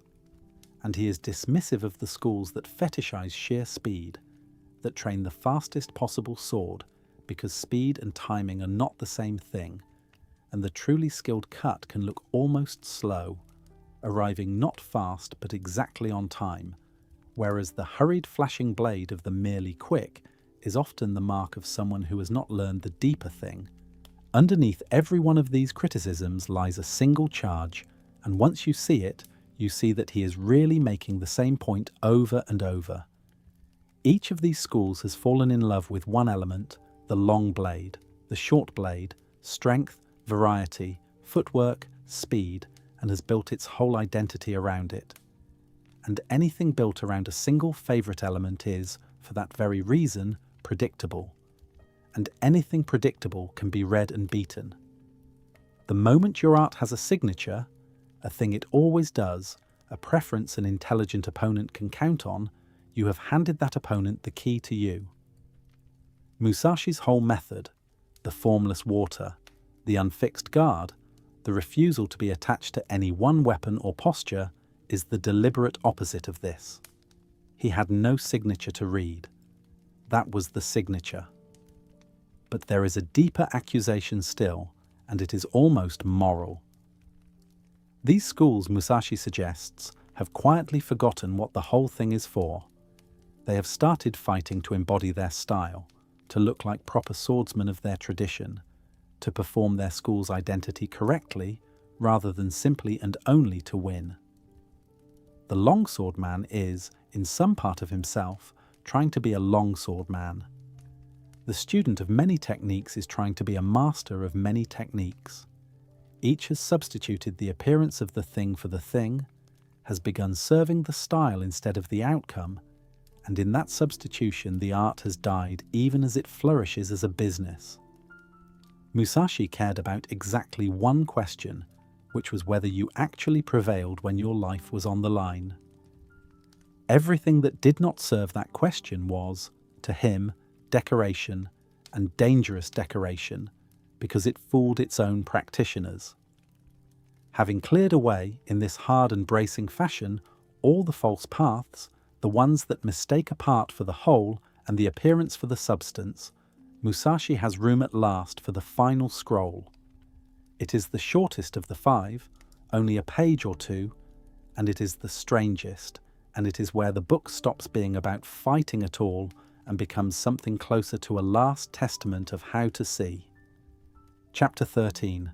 The Great Emptiness. The fifth scroll is the shortest of them all, a mere page or two after the long practical labour of the others, and it is the one everything else was built to reach. It is named for the void, for emptiness, and it is here that the book stops being about sword fighting and becomes something much larger and stranger, a statement about the mind, about mastery, about how a person might finally stand in the world.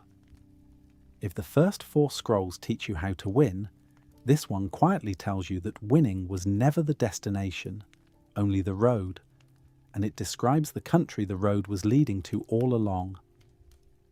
We have to be careful with the word emptiness because it sounds to modern ears like blankness, like nothing, like an absence, and that is almost the opposite of what Musashi means. His emptiness is not the emptiness of the ignorant person whose mind is simply vacant, who knows nothing and so is empty in the poorest sense. It is the emptiness that lies on the far side of complete mastery, and this distinction is everything. Consider what happens when you learn any difficult skill all the way to its depth. At first it is all effort and thought, every step conscious, clumsy, deliberate. Then, after years, after a decade, and more of the hardest and most patient practice, the skill sinks below thought and becomes second nature, and you do it without deciding to, without watching yourself, without any interior commentary at all, the way you walk across a room without planning your legs or speak your own language, without assembling the grammar. The skill has not vanished. It has become so completely part of you that it no longer needs your attention, and your attention is freed, and what fills the space where all that effortful thinking used to be is a kind of clear, open, alert emptiness. That is Musashi's void. It is not the emptiness of having nothing. It is the emptiness of having so thoroughly absorbed everything that you no longer have to hold any of it in your hands. There is a further and less obvious truth folded into this, which is that the empty mind is faster than the thinking one. Conscious deliberation is slow. In the instant of a real encounter, there is no time to reason, to consider options, to decide, and any fighter who is still deciding is already dead.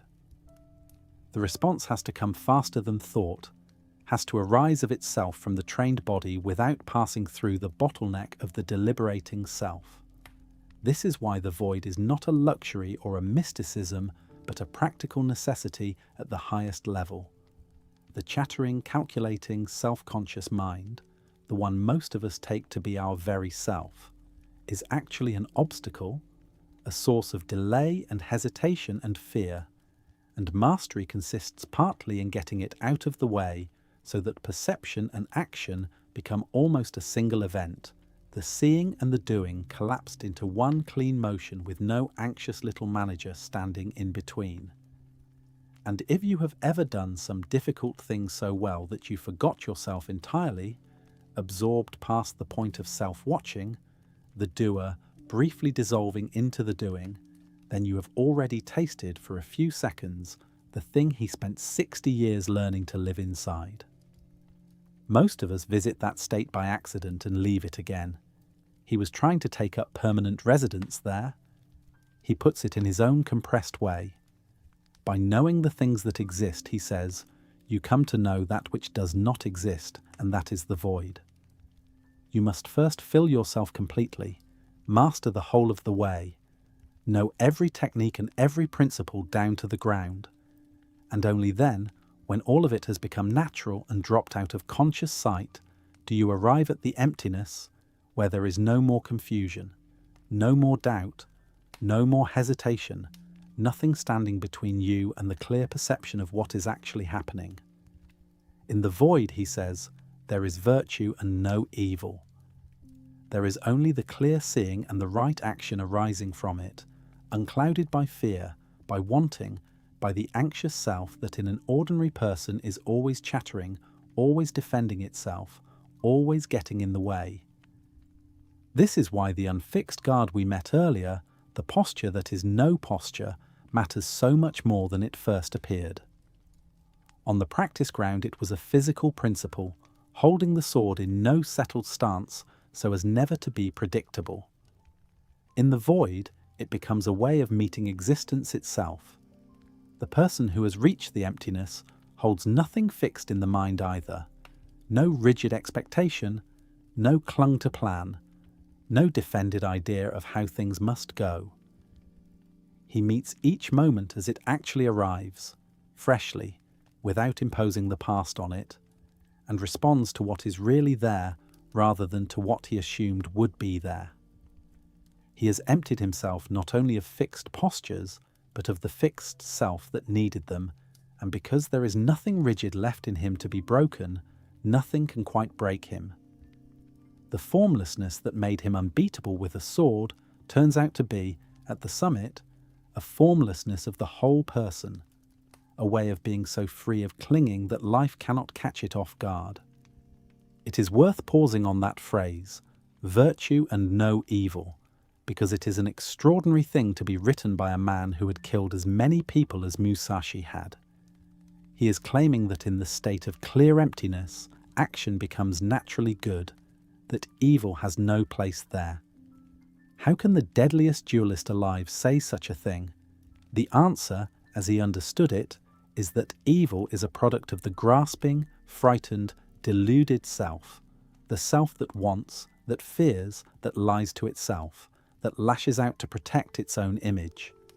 Cruelty, greed, cowardice, spite, all of them grow from that clutching ego and its distortions.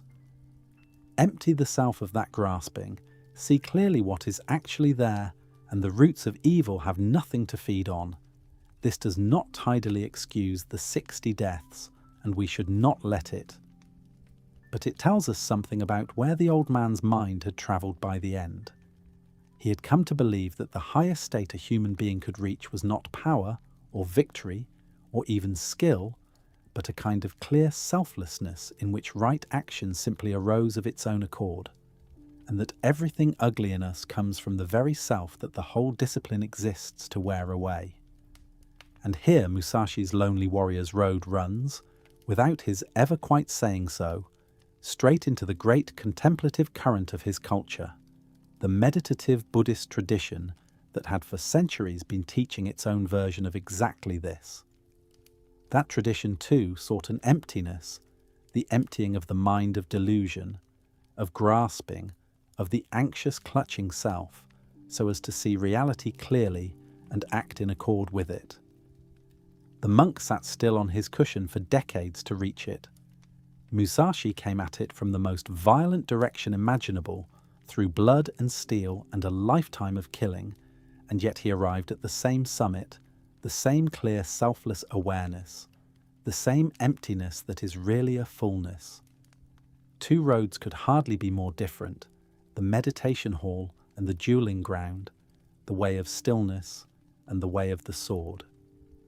They climb, it turns out, the same mountain, and they meet at the top, in a silence beyond method where the self has thinned almost to nothing and the world is seen at last without distortion.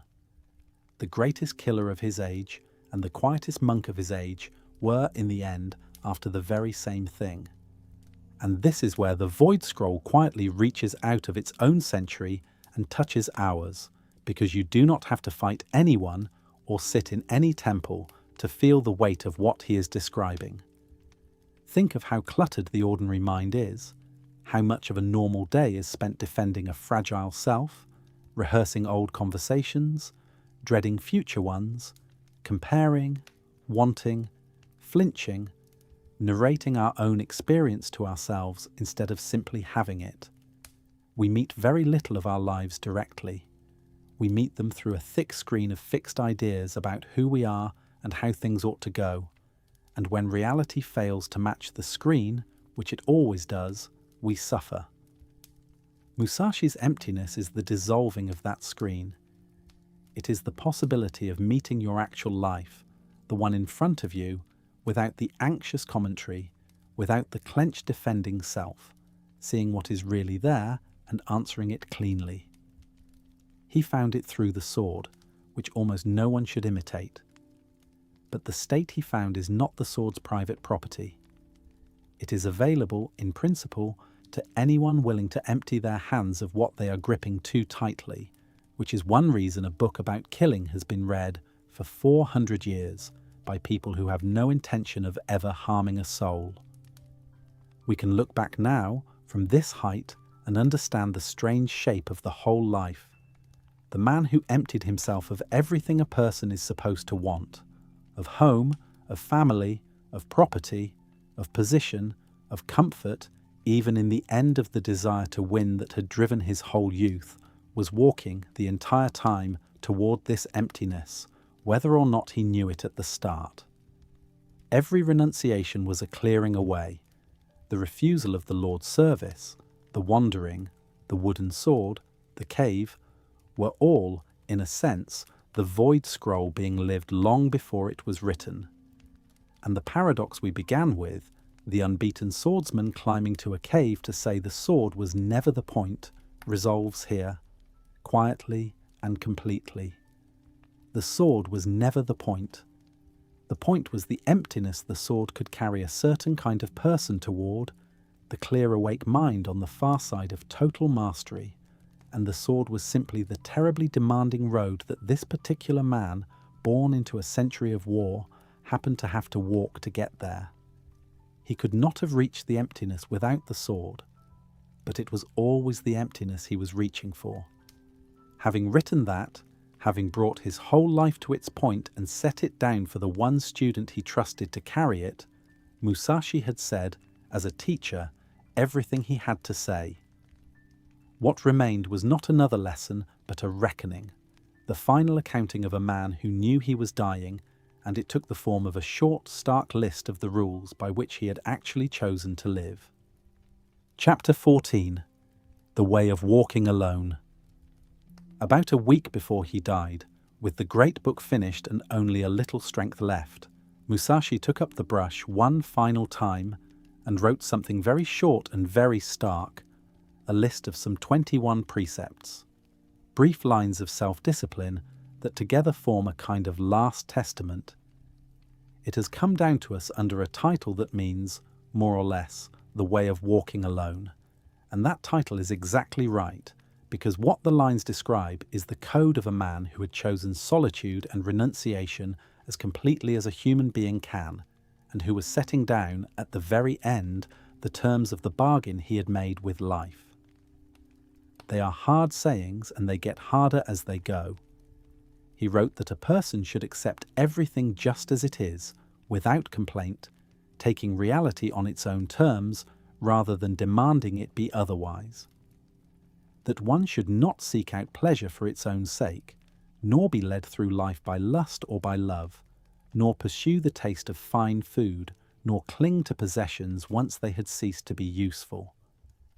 That one should hold no fixed preferences in anything, should be indifferent to where one happened to live, should feel no envy of others, whether in good or in evil.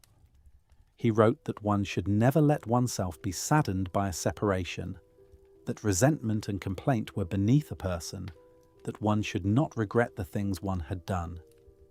And he wrote near the end the lines that gather up the whole austere spirit of it. Do not fear death. Do not seek to acquire comfort and property for your old age. Respect the gods and the Buddhas, but do not depend on them.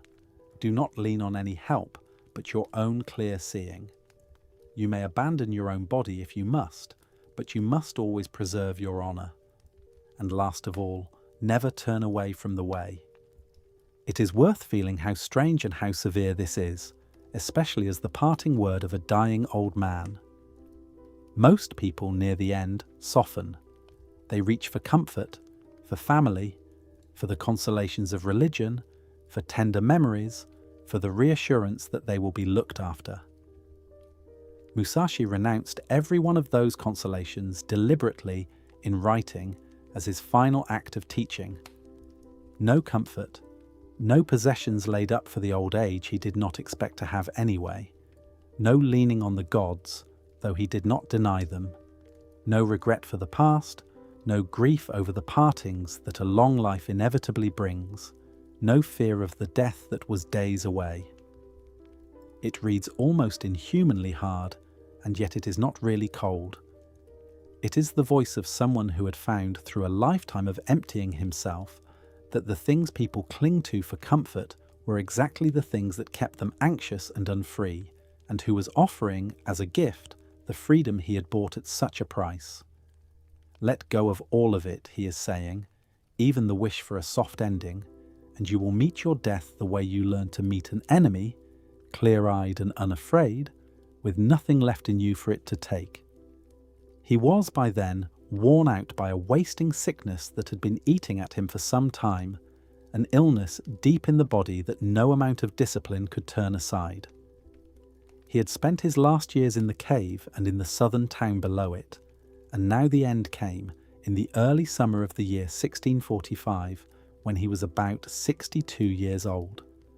He gave the great book and the short list of precepts both to the same student, the young man he trusted to carry his understanding forward, a private bequest from a master with almost nothing else to leave.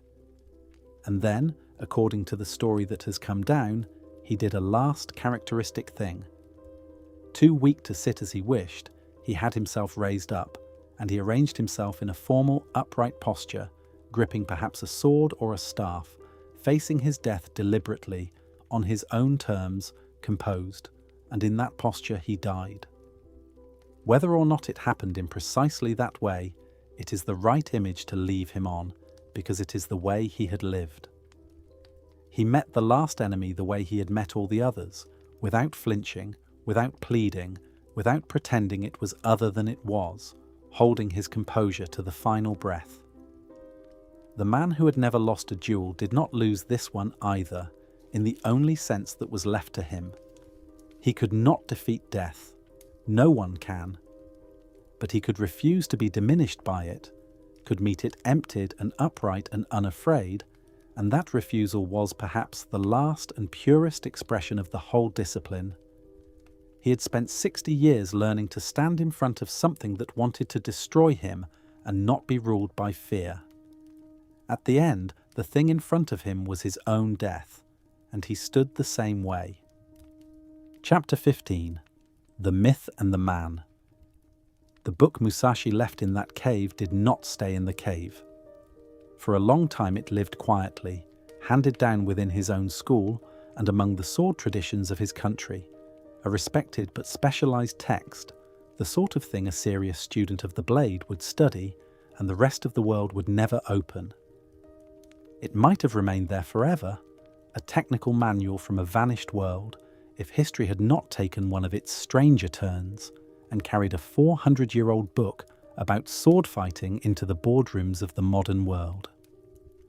What happened was that in the second half of the 20th century, Japan became an economic power of astonishing suddenness, and the rest of the world, especially the West, grew anxious to understand how. People went looking for the secret of Japanese success, and among the places they looked was the distant past, the world of the old warriors and their codes of discipline and strategy, on the theory that the modern corporation was somehow the heir of that warrior spirit. Musashi's little book was translated into English, and it found quite unexpectedly an enormous new readership of business executives, managers, strategists, people who had never held a sword and never would, reading a duelist's advice about timing and initiative and knowing your enemy as though it were a guide to the boardroom and the marketplace. It became, in the 1980s, something of an underground classic in that world, passed around and quoted, its talk of seizing the lead and moving the enemy and holding down the pillow repurposed for negotiations and takeovers and the daily combat of ambition. There is something both absurd and entirely fitting in this. Absurd because Musashi was writing about killing people, not closing deals. Fitting because he had insisted from the first that his strategy was universal, that the principles of the single fight and the great battle were one, and here was the proof. His art crossing the centuries and the oceans and the total transformation of its context, and still somehow working. But the book is only half of why his name survives, and probably the smaller half. The larger reason is a story, and the story is mostly invented.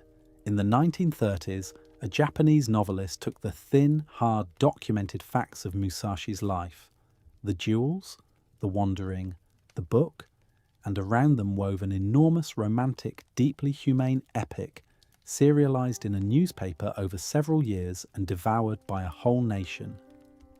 In that novel, the rough historical killer became a beloved hero of self-perfection, a wild and violent young man gradually tamed and deepened and refined, through love, through discipline, through the guidance of a wise old monk, into the serene master of the legend. It is a wonderful story. It is also, in most of its particulars, fiction. The tender love that runs through it, the vivid rivalries, the psychological journey from savagery to enlightenment, all of it is the novelist's creation, built on the small bones of what we actually know. And it was so powerful, so beloved, that it essentially replaced the historical man in the public mind. Later came a celebrated trilogy of films that carried the same story to the screen and to the world, and later still a wildly popular comic read by tens of millions that retold it again for a new century. The Musashi that most people carry in their heads, in Japan and everywhere else, is very largely this invented one, the romantic hero of the modern retellings, not the shadowy, half-documented duelist of the actual 17th century. What is fascinating is how each age has remade him in its own image, reaching into that thin factual record and pulling out the Musashi it needed. The era of rising militarism found in him a hero of martial spirit and national character.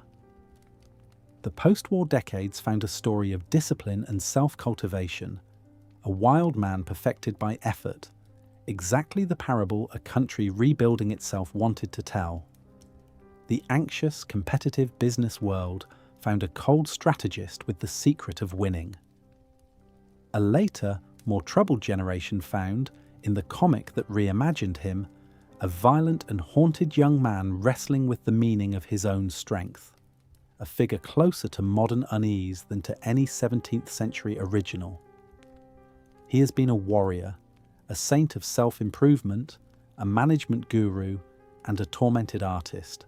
And the remarkable thing is that the real man, whoever he was, seems to have been large enough and strange enough to sustain all of these readings without any of them quite exhausting him. A lesser figure would have been fixed long ago into a single meaning. Musashi keeps escaping, which is, come to think of it, exactly what he did in life. Honesty requires us to hold these two apart and to admit how little of the real man we can truly see. The documented record is thin. Whole stretches of his life are uncertain. Several of the famous stories may be embroidered or invented. Even the basic facts of his birth are disputed. Much of what feels most vivid and knowable about him comes to us through layers of legend and fiction laid down long after his death. This is worth saying plainly because it is easy, with a figure like this, to mistake the beloved story for the history, and Musashi himself, the man who wrote from hard experience and scorned the flower for the fruit, would surely want us to know which parts are fruit and which are flower. The real Musashi is quieter and harder to know than the legend, glimpsed mostly in a handful of documents, a scattering of paintings, and one austere book. And perhaps that is as it should be. He spent his whole life refusing to be possessed by anyone, declining the lords who would have owned him, keeping himself free and unattached and hard to pin down. It would be strange if such a man let himself be neatly captured by history. He remains appropriately a little out of reach, more real in what he made than in what we can prove about him, which may be the only kind of immortality a man like that would have wanted. And yet the legend endures for a reason, and the reason takes us to the heart of why he still matters. What people respond to in Musashi, across all the versions, is a single haunting image, the image of the killer who became a contemplative, the man of the sword who ended with the brush and the empty mind. It is the image of a human being who took the most violent, narrow, and brutal of disciplines and drove it so far with such relentless seriousness that it turned at the end into its opposite, into art, into philosophy, into a kind of peace. There is a deep hope buried in that. It suggests that intensity itself, even violent intensity, might be redeemable, that a life poured without reserve into a single demanding thing can open at its far end onto something wide and clear and almost holy. That the same ferocity that makes a person dangerous might, pursued to the bottom, make them wise. This is why a book ostensibly about how to cut a man down is read, by most of the people who love it, as a book about something else entirely. They read it as a book about attention, about the discipline of seeing what is actually in front of you, about mastery, about what it takes to become genuinely excellent at anything, and about the strange truth that going all the way down into one narrow thing can open onto everything. About how to meet difficulty without panic, how to act cleanly under pressure, how to hold the mind steady and empty and ready. About how to live, in short, and even how to die. The sword was the particular road one man walked in a particular violent century, but the country he was walking toward, the clear awake mind that meets each moment as it is, belongs to no century and no craft, and that is why an old swordsman, alone in his cave, still has something to say to a person lying awake 400 years later, on the other side of the world, with no sword and no war, only a life to learn how to meet. If you have made it this far, thank you for spending these hours with us. Subscribing helps other restless people find the channel, and we are grateful for it. If the stillness at the center of this life stayed with you, you might also spend an evening with our episode on Marcus Aurelius, another man of action who wrote a short, hard book of wisdom on discipline and death, or our episode on Machiavelli, the other great teacher of strategy the world still misreads. Until next time, take care.